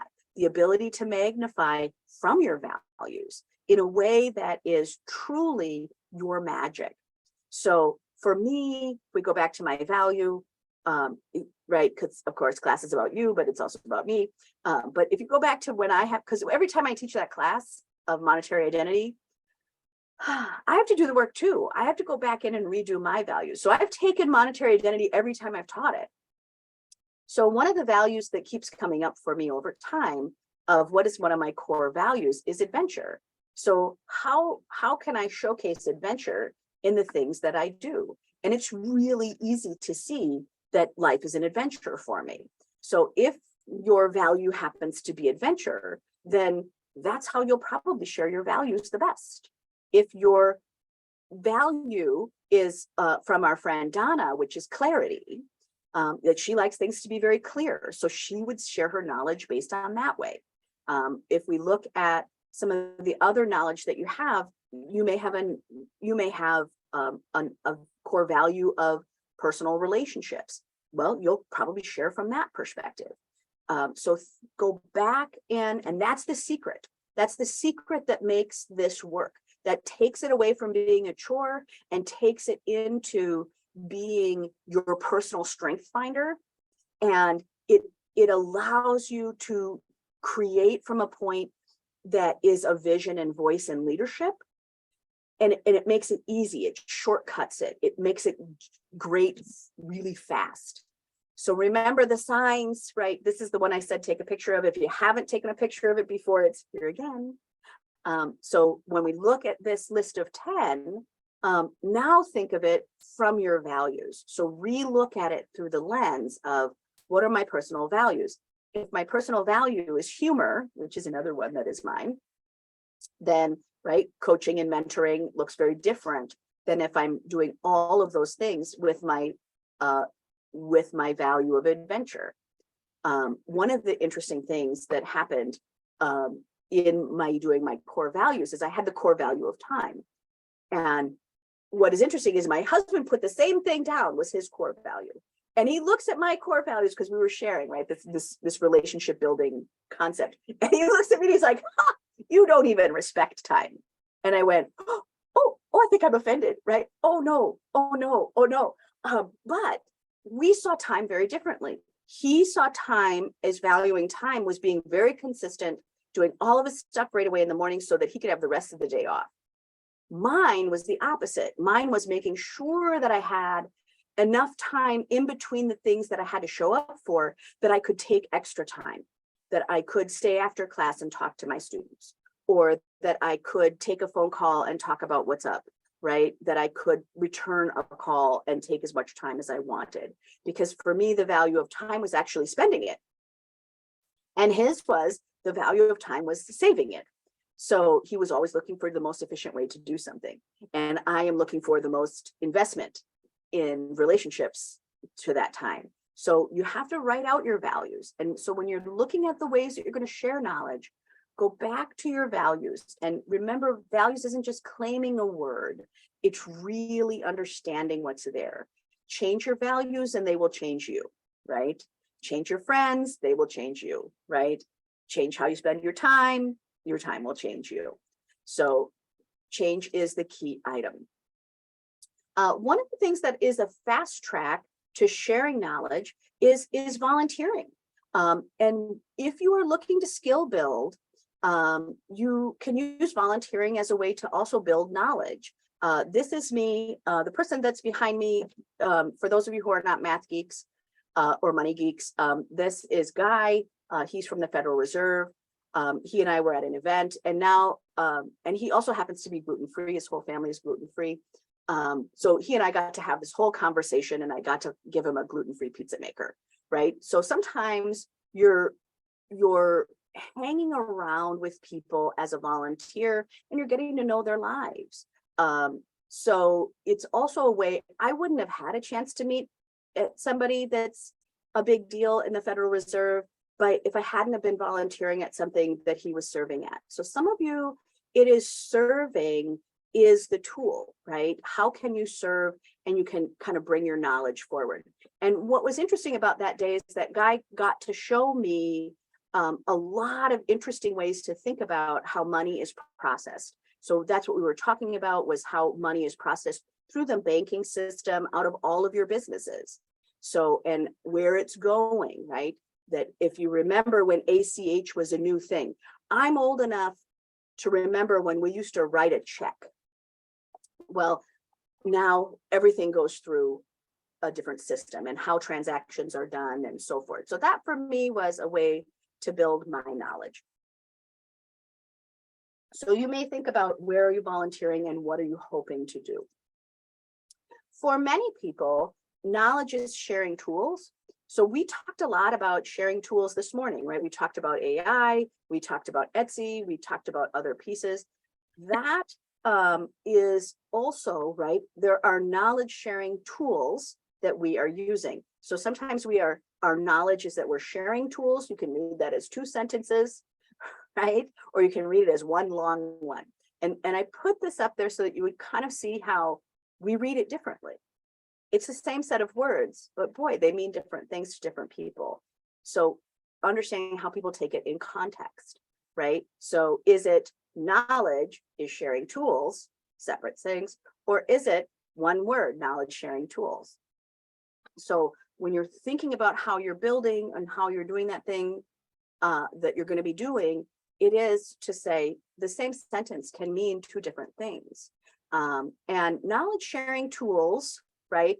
So when we start to think about that, is both ways. So when we're thinking about knowledge, right, it may be that we're sharing the tools that we're using, but it also may be the social systems in which we're sharing, right? Knowledge sharing tools. So get to know them and what you're going to do. One of the past classes that we've talked about is the prosperity lesson, A Star Has Commerce. So when we are looking at that, right, if you have a star product, a star has product. This was out of a different class that we taught, and we can put that in the comment section later, but it is capital. I want you to rethink capital when you're thinking about knowledge sharing, because it is anything that can be used for a productive purpose. Knowledge is one of those things, but capital is knowledge, right? So when you're thinking about capital, it is anything that you have that can be used for productive purposes by a firm or individual. So when you're thinking about your own capital, that's why I want you to go back to that library conversation, right? You have an enormous amount of capital in your knowledge. For those of you who took a class long ago, Gray Market Income, we talked about the 10 different types of capital. Knowledge is one of those forms of capital. So it's anything in your knowledge base that can be used for productive purposes. So think about that. The number one way, I get asked this a lot, like, where do I start? How do I start? How do I start? How do I start using my knowledge? And the number one way is to ask yourself this question, right? Are you good at inviting other people to participate? if you are willing to invite people to something, whether it be a party, whether it be event, whether it be anything, if you're good at inviting other people to participate in something, knowledge working will work for you. If you're not good at that, get good. And that's why we have automated systems, right? That's why we have mailing lists. That's why we have followers, right? You have to be good at getting people to participate. The particular person in this picture, this is actually from those of you who were at the summer theme Gypsy. This was at that photo shoot. And that is Laura on the left, who just announced she's having her second baby. But this is someone that I've known since she was a teenager. So we got to have that party together. I gave her that picture of her being adorable. And interestingly enough, random, Heidi, you were at that event. Heidi, that's how long Heidi's been around. So this was from Gypsy Summer. Again, right, thinking about that, inviting other people to participate. I'm putting the same list of 10 options up, right? How would you invite people to participate in any of these 10 items? Kind of interesting. I would also think about what's the environment that you have to share. If you're going to be knowledge sharing, what's the environment that you want to share? This happens to be a group. These are all music lovers. This is an online group that has a live summer party each year at this person's backyard. So what's the environment that you're going to share? So this is an online group that has a summer party. This is the soundtrack of our life. Behind me is Steve Carlson. I don't know where the random extra hand is right here by my, there's just seems like there's suddenly an arm with a drink growing out of the side of my neck. That's pretty fun. But, you know, is it a free event that you're inviting people to? Is it a meeting? Is it a party? Is it a group with a cause? And what's the outcome that is the most desirable? That is the other part that you're going to want to really think about, right? What's the outcome that is the most desirable? For this, it is people that are sharing music all year round, and they can share music again at this party. It's free, and it's a party that gets to be hosted in this fabulous backyard. Randomly, the person who owns this yard, they have this amazing collection of hostas, so I love going in there. So modeling, right? How to create something new from something that already exists. So for those of you who have used lots of tools, right? Photography is a great example, right? How do I use my photography? This is a picture I took at a different party for the nature reserve. We had a big party to raise money. For those of you who ever go to the Lake Harriet, there is a bird sanctuary there. We were actually raising money for a new platform in that bird sanctuary. So we were at somebody's fabulous house, and they happen to have just great water features there. But right, how do we create something new from something old? So this is a picture I took. How do I make that picture look differently? So sometimes you are going to be doing modeling where you go, right? So a great example of that would be Marge's before and after page, right? She's modeling. How do you create something new from something that already exists?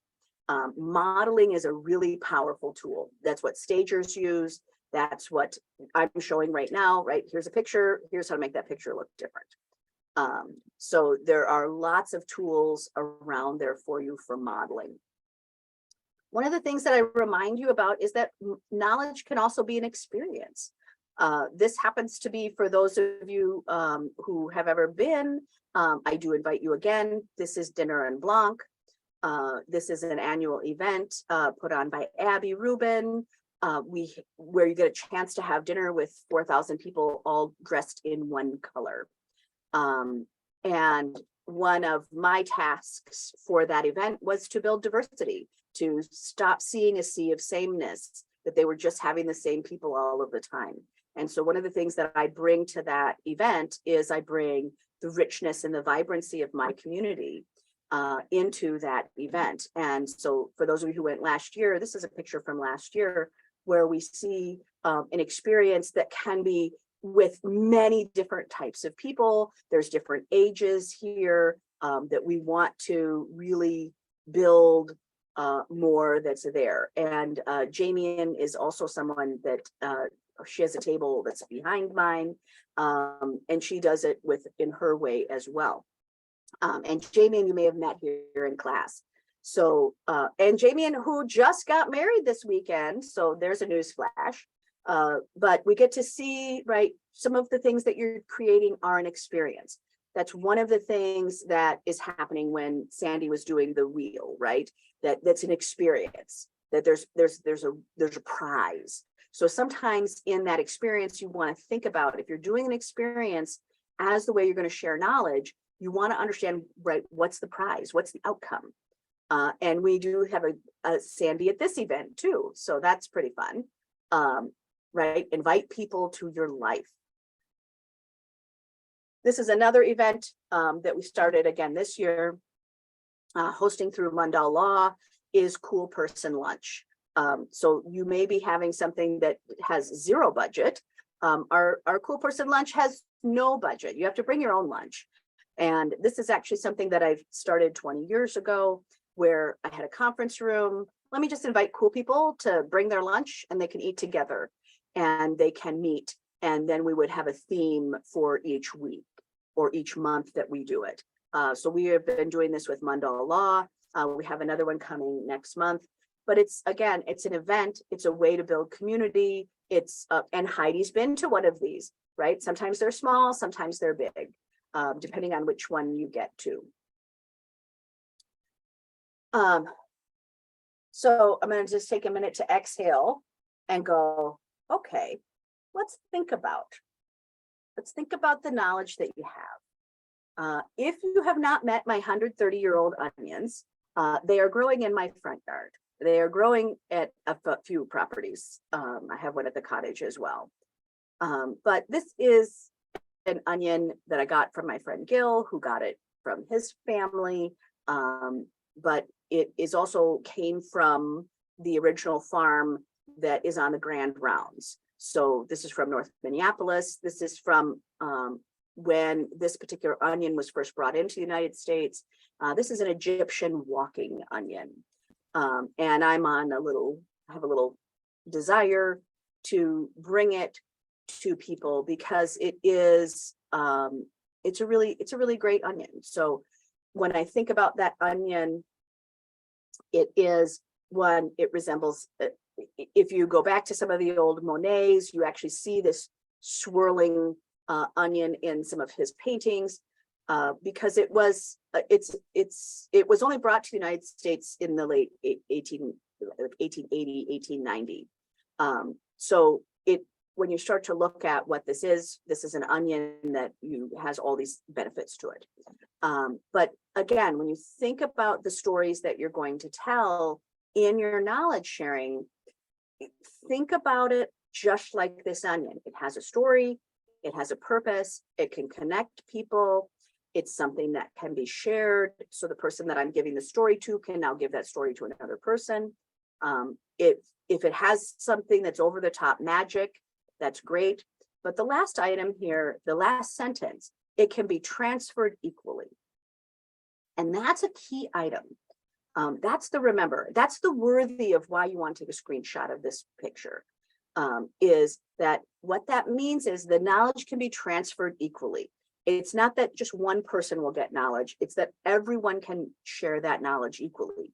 That's the power of social media, is that I can share that with all my friends, right? If you go to share something, I can share it, I can copy the link, I can send it as a text, I can send it to your Facebook page, I can post it on mine, I can do lots of things. So when you look at the knowledge, it is a way for you to not choose favorites. It is a way that every person that reaches what you have to teach, that knowledge is transferred equally. Everyone has a chance to share it. And that is what I like about social media, is that it can be transferred equally.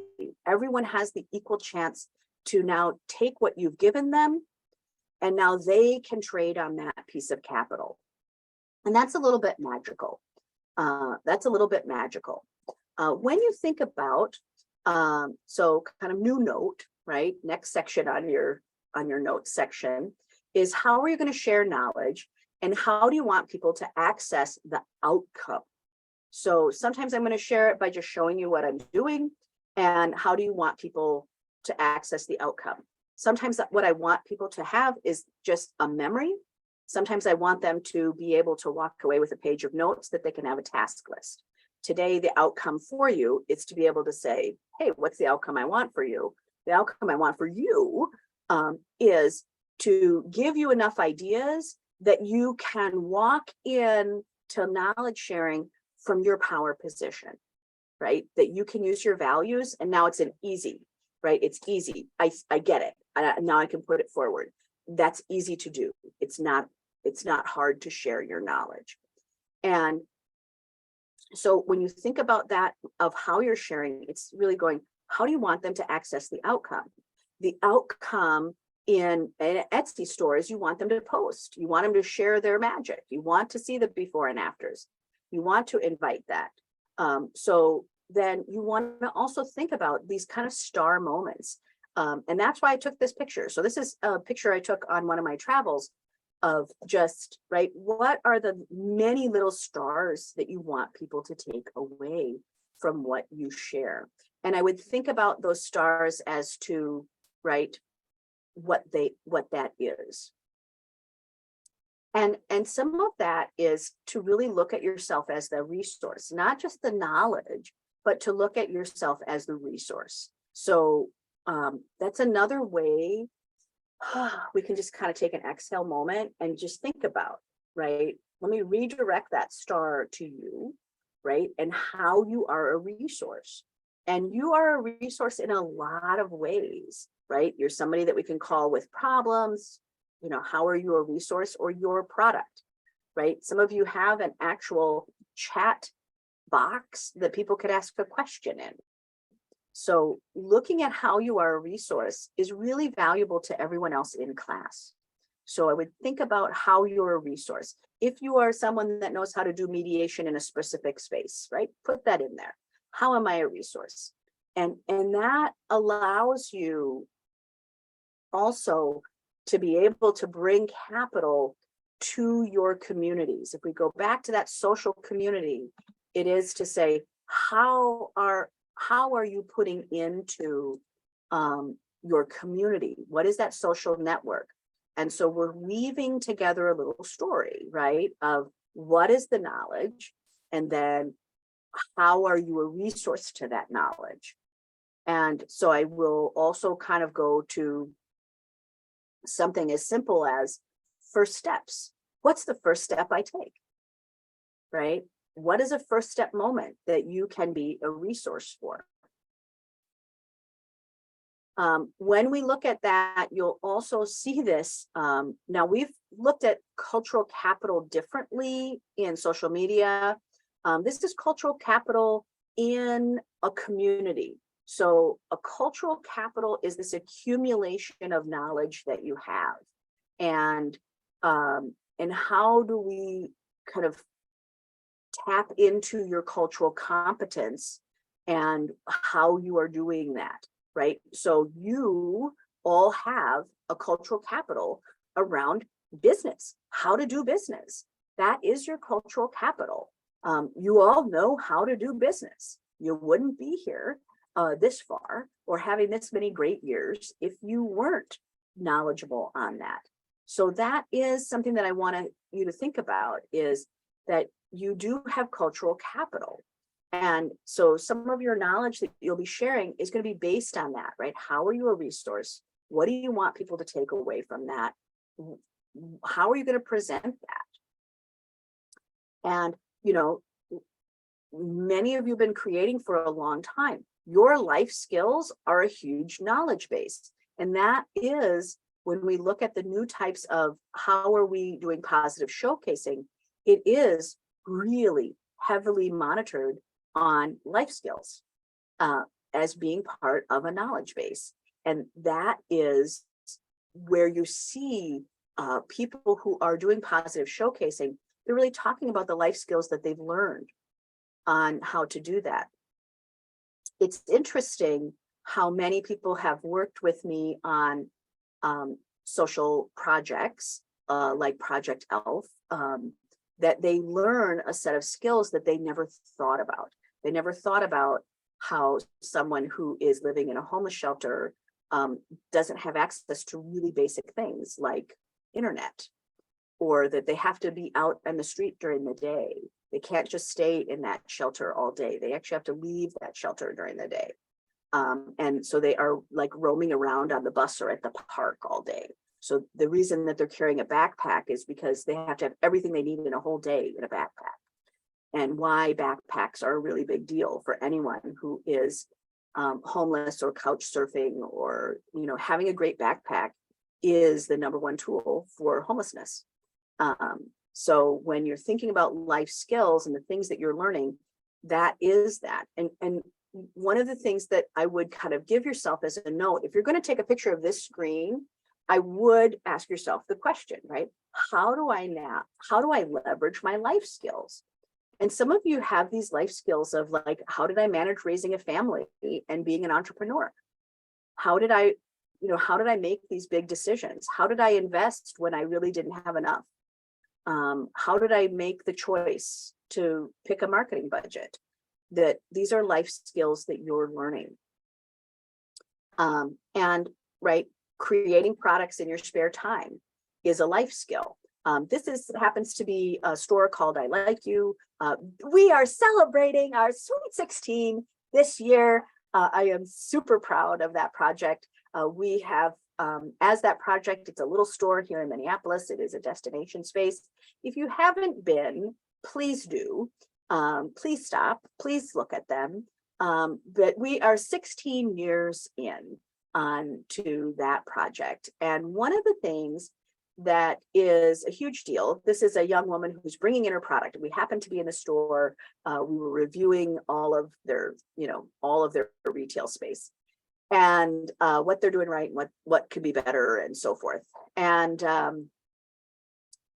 just all the things that I teach in business in general. So we were doing a walkthrough, and one of their previous lessons was lighting. So if you notice that there's multiple lighting in there, that's them getting an A on how to set up their retail differently. But anyway, so this is a young woman who's creating products in her spare time. And that is a life skill for her that I had asked her. This is her actually telling us her story, that I had said to her, oh my goodness, this is so much work. How did you get all of this product created in your spare time? Because she's a new creator. This isn't her full-time job. She's learning how to create products in her spare time. She has to front all of the money to be able to put them in a store because she's starting out on commission. So she's on the hook. If they don't sell, this is money that she won't get to do, right? Many creators have this issue. So she got to kind of put in her creative space, and that's her telling us about all the things that she's learned. And much like Etsy, this is actually a live location of creators, but she was talking about all the things, all the mishaps, all of the stupid little things that she had to learn around creating things that were meaningful. And so there is, right, this is a life skill, as this is kind of the showcasing of a life skill as knowledge.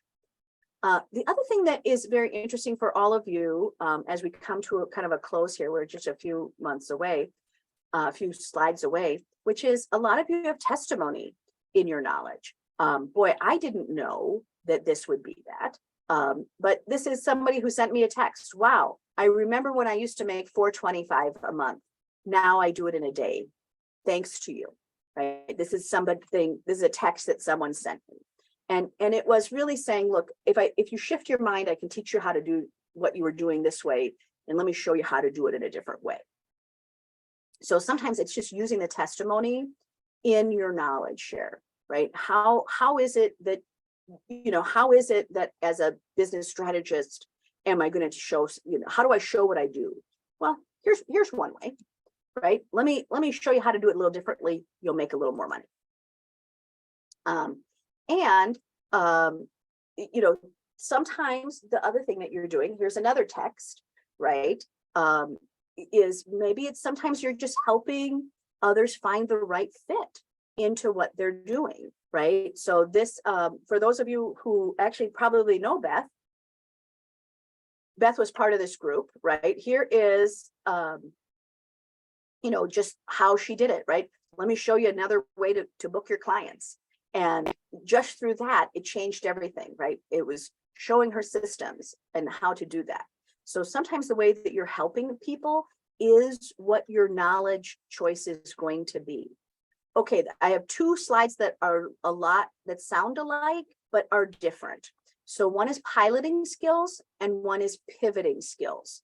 So piloting skills is where I think you guys are going to have a lot on here. Is piloting is, right, think about high up, right? How do you lead something or show other people how to lead? And then there's pivoting skills, right? And those are things that you're teaching people how to move in a new direction. So piloting and pivoting. So when you're thinking about 2 of the things that I think you may find interesting in what you're doing, I think that I would look at piloting skills, right? How can I lead or show other people how you do something? Or how can you show them how to pivot what they have?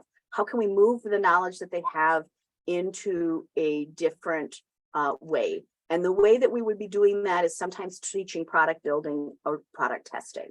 And we saw that a lot in the Easy Light wraps, right? How do we talk about product building and product testing? This is a makeup artist who is doing it differently. So you can think about how you want to do that. So classes and feedback. This is, right, some of you are just going to be having classes. Some of you are going to be having mentorships with an outcome. And there's a lot of different ways to do that. And some of you are going to speak to other groups. This is all of the things that you have available to you. So I'm just going to take a deep breath, right? Because this was a lot of information around here. If I were going to pick one slide that I think is the most important, it is this one. It is that you can get benefits for yourself, for your own growth, for your own magic, and that you can get deeper insight and new applications of thought, and you'll get to have new collaborations. If I were going to say one reason to get through today's topic, it is that the benefits to you personally are powerful, are really powerful. I'm going to stop share and come back because I want to hear what you've taken away. I can see that you guys are putting stuff into the chat box. Thank you so much. And thanks for coming in general. The new white party is, I think, August 5th, by the way. I saw that in there. But I'll start with you, Mike. What was your takeaway? That was a lot of knowledge. Well, I think just I didn't, you know, I forget how much that I can share.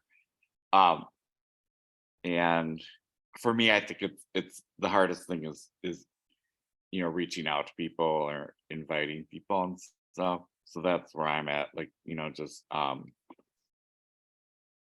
you know, gaining the courage and stuff to start that. Yeah. And I think that is right. If I can make it that simple, right, it makes it like, oh, let me try to invite people to something. And there is courage in that. I agree.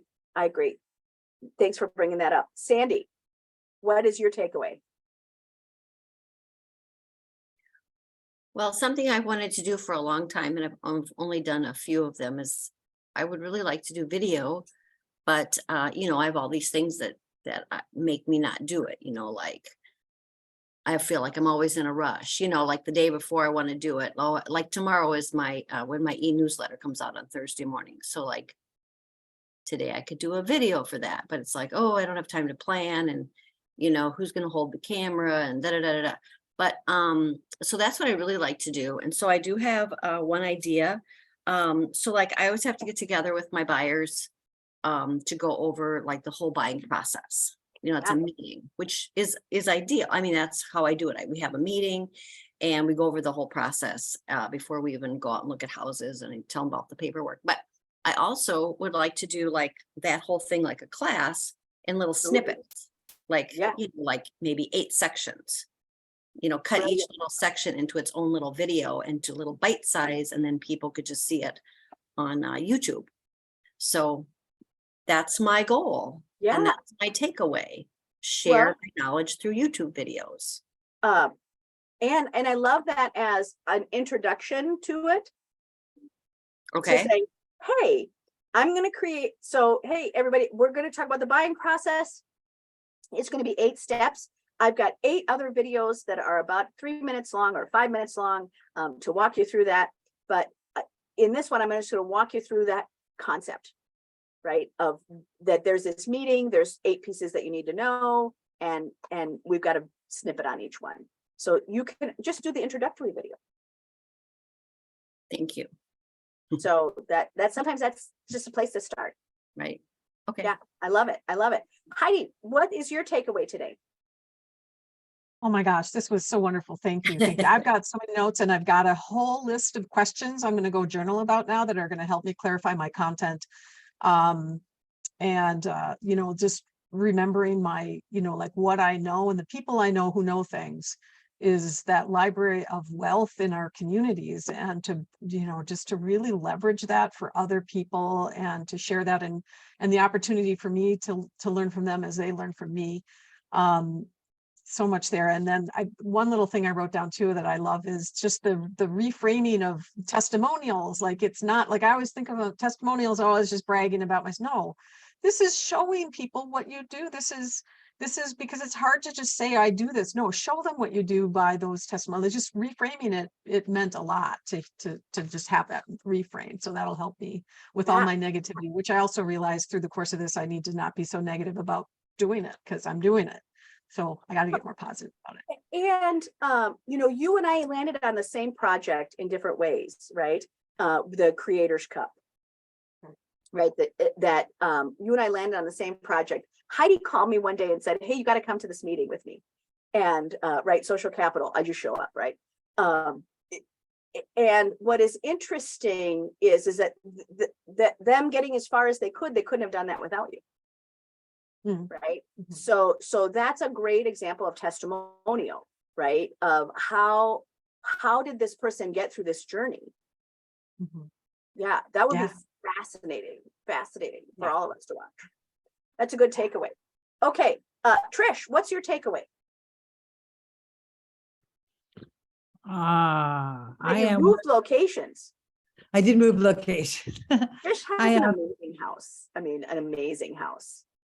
well, you know, and this has me thinking about this project that I haven't had a chance to talk to you about, but will be on the next buddy call. But this session today has been really helpful. I've been kind of thinking a lot about wanting to do some fundraising concerts.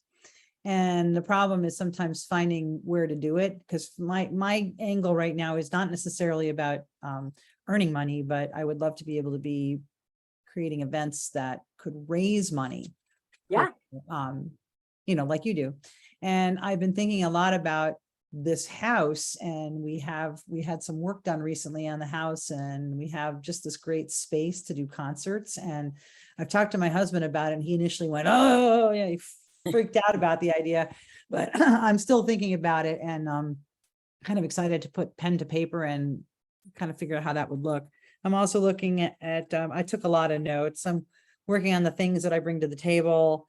I'm working on cultural capital. As far as videos, I've done so much video and I've really been away from it now. So it's something that I kind of need to take a look at and say, is that something that I still want to be doing? I don't know how it jives with the projects that I've described at the beginning of this session, but I know it's still something that I probably should be doing more of because it comes very naturally to me. So it's something I've kind of put on the shelf for a while, you know, as you have suggested to me in the past, to say, you know, things have seasons and you can put something on the shelf for a little while and maybe it's Sure. time to pull that back out and see what it would look like. Because I've thought about doing a streaming YouTube. I've thought about all that. I get bogged down in the idea of having to produce so much content that I'll get overwhelmed with it. So then I say, oh, I'm going to put that away for later. So anyway, that's what I got. Well, and what we do know from getting to sing with you in a car, right now, for those of you who don't remember this era, I wish they were on YouTube. Do you think they're on YouTube? They must Some be. of them. So she would invite people to test drive a car, and she would pick a song for them, and they would just sing it in the car. And it was just great. It was like every Thursday or something that she would just go and The test drive, Trisha's test drive soundtrack. I was working for an automotive dealership and I was doing their social media. So right. And, yeah. and they didn't understand that this was social media gold, that they thought, wow, what are you doing this for? Right. They just didn't understand that this was social media gold. Yeah. So It was. Trish was just ahead of the small town, the smaller dealership that she was at. And now I'm sure they're just wishing they could have that. I'm sure. Hopefully people are doing it all over in the country in bigger dealerships because it's right, maybe. Yeah, 'cause it was all You know, people from the Chamber of Commerce. It was all local businesses, so they would get a chance to talk about their their product. business and Yeah, it was super fun. good. It was was- brilliant, right? So, that's an example of, right, how to use her vision and voice and the magic and do that. And so I'm just going to remind you that, that was all impromptu, and Right. you did it flawlessly. So you actually know how to do this, Gil. So just bring us on a test drive. Okay. Just Thanks. just bring us on a test drive, because That- I that watched was- all. I watched did all. too. I did Yeah. too. And that was the thing that got me overthinking a car dealership. She's working for a car dealership. Right, right. So, I I trust. thought me, I was nuts. They didn't know. They didn't know. know. They didn't know that you were actually a media gold. Oh, well. It's okay. It's okay. Okay, March, I saw you put the farm party in. Yes. Yeah, so I thought maybe you could say a word about that from your point of view, and I hope you can make it. And I was gonna say, Karen, because like my mom, I told her she should bring some friends out that, you can drive down close and be 50 feet away from the tables and chairs to get dropped off, whatever. We will accommodate people that don't want to walk from a field. My mom was like, oh, it's so hard to get up close, but we have a great band, bluegrass band, and they're on again in spite of everybody's health concern. But I didn't know about your store. I like you. I didn't know you had a YouTube channel. I'm talking to you, Mickey. Never heard of this car. I'm gonna look that up to see if you still have this on, Trish, because my son works for he's a salesperson at White Bear Mitsubishi. And it would be great for him to at least learn about it, I mean, he's willing to get out there a little bit. And I've met Heidi before 6 years ago or 5 years ago, and it made me look up, and then I want to talk to her about the person that she had brought up. And I do this, I meet people, and because of my time allocation that I'm horrible at, means I don't follow up. Unless I do a group thing like this farm party. And I would like to do like an entrepreneur thing out there sometime too. Yeah, at I'm the in. farm. We're having somebody's doing a Civil War reenactment in September. I'm excited about that. Oh, at the farm. Oh, that'll be great. Everything. So it's really cool. So I really invite you all out. I would love to have you come out if you have time. And you can sign up for the email. And then I opened that up because of us being on here. And it's like, I have 79 people on that email list that I have not invited anybody until July 5th, like get on it, So anyway. Are we the first people to get the invite? Yes, because I haven't even done anything on Facebook, and I'm terrible about this. I have like 15,000 emails, but I probably have 6,000 on different lists over the years that I don't utilize, I don't do, and I need to do that. And Sandy, I'm so proud of you doing that every week and having a set schedule. My God. So that's what I need to work on. just so you know, Sandy, all that work, we do listen to it. We do watch it. with all this stuff, it's like never hearing, and all the times we talked, I've never heard about that store and your YouTube channel. So we need a list somewhere of all these things that So many Anyway, good things. copied right? things down in the chat. So Yeah. So, Thanks, so Peter. the store Like- I Like You is a project that I have been advising on now for 16 Okay. years. Yeah. well, So it's cool. not my store. I don't own that store. The girls own that store. But you've been helping them out, and yeah, that's great. Great to know Yeah, about. yeah. You know, And they have they have another store just only a mile from me, so. yes, I they have like one you in St. too. Paul. Same They- name? Same name? I Well, like you too. yeah, Okay, it, that's it good, had to be, right? What Right. else could I name it? right? That we're like, we have to have a second store. And I'm like, well, there's only one word. And they're Yeah. like, what? Like, I like you. I like you too. Hey, Oh, Nikki, Gosh, that's great. I have a Yeah. quick question while Yeah. I forget. Did you do a summer theme or are you still doing a summer theme? Did I Thank miss? you for noticing. I did not do a summer theme this year. Okay. You are not missing it. I Okay. literally was like, Not this, Okay. not this summer. you know what? I made a promise to myself. Here's what's new for me is this piece of paper that I started every day. I stopped making a to-do list and I started making a promises to myself list that that every day that I go, I'm going to make some promises to myself about what I need today. And one of the promises that I made to myself this summer was that I would finish some of the writing projects from the previous themes. So that I would not do a summer theme so I could actually go back. So for those of you who remember my Beast Within, which was 5 years ago today, Krish, you were at that theme. Mhm. And anyway, so I'm reworking the masks Oh, because I'm going to bring them back as animal totems. So we can use all of those masks in this other theme. But so I've been writing like crazy. I have a new piece of paper here, which is all of the themes and all of the stuff. I can't believe you asked me this question. That I first of all, gosh, thanks. But anyway, so all the workaways and so forth, we've been working on them. What's my word count?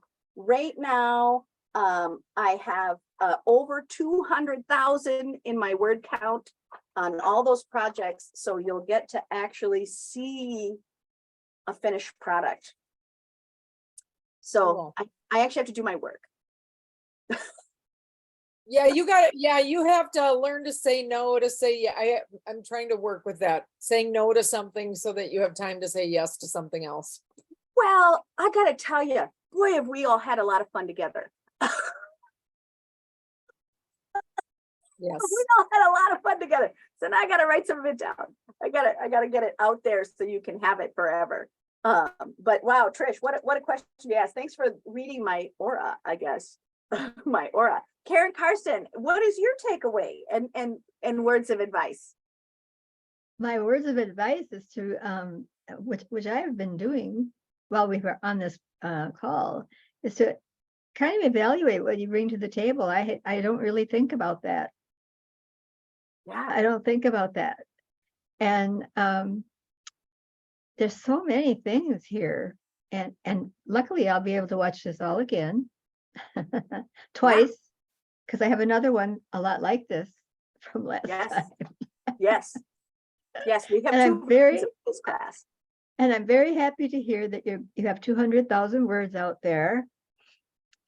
I wouldn't put them all into AI at one time. No. But I did use Michelle Berg's AI for those of you who read the 10 things about today. So yes, there's, so for those of you who have asked for the 10 things about today to become something else, you'll get your wish. Wow. We sent it into AI and the common themes were all around the language that I use a lot. So it felt frenetic and weird. And I really love what everybody came up with. I think everybody got a really lot out of this today. Happy to see everybody. Yeah, it's so good to see everybody. Just going back to the farm party, are you inviting dogs to that event, or the dogs are on a separate day? So Sniff We- Spot, Yeah, we have a separate, we have like a third of an acre fenced that they could all be in. It's, you know what it is? A Sniff Spot is a dog app that people can bring their dog, pay for by the hour, and have total run of the property without any other dogs around. So all those people are very reactive. They have reactive dogs. yes, Often untrained dogs. You didn't hear it from me, but that's what I think is part of it. But so they don't want to bring dogs. They don't want to bring their dogs together. But yeah, definitely dogs that are under control, absolutely want to have them on a leash probably, but absolutely, if you're comfortable, we're comfortable. I have a friend who has a couple German Shepherds he brings, and they're very well trained dogs. So lovely. yeah. And your little dog will be there. No, he's passed away. He was Oh, my little Yorkie that, yeah, he couldn't. oh, he well, couldn't- I'll send a little yeah. note there. Um, He couldn't do anything out there. He was like, the grass is this tall. He was just Right. lost. in it, So. right. Well, thank you for staying extra, everyone. I do appreciate it. It is my favorite day to get to hang out with you. So, you know, I thank you for spending the time. I thank you for spending the extra time to talk about how you're learning things and so forth. The chat box will come to you because you have a paid ticket. Karen will send that to you. But what I think is powerful about that chat box is there's, I counted them, there's 30 ways in that chat box that you can share your knowledge. So, you know, I would look through them and go, wow, here's some things that I may know how to do that I can knowledge share on. My key for you is, again, remember that you are a walking library with a body of knowledge, and to come back to yourself and go, oh, here's the things that are meaningful to me to share with the world. So whether that be to find a visual that represents your coming of age story, right? That's powerful. That's a powerful piece of work. Teaching people how to live together in cohabitation. That's a powerful piece of work, right? Bringing people to their cozy spot, right? Because our homes are a place where we get to be our best selves, right? Finding a place for someone to be their best self. That's no joke, right? Mediation, not a joke. These are really important tasks. When we look at the things that Trisha's doing, right? Using her art form to talk about things that are really difficult and to talk about them in a meaningful, collaborative way. That's powerful work. So all of you are doing powerful things. And I really celebrate that about you. So thank you for bringing it to class. You too. Thanks a lot, Nikki. Okay. All right. I'll see you later. Bye, Mike. Bye, Sandy. Bye, Marge. Bye. Bye, Bobby. Bye, Trish. Bye, Karen. I'll see you later. Bye. It's later. Yeah. Yeah. Okay, I have to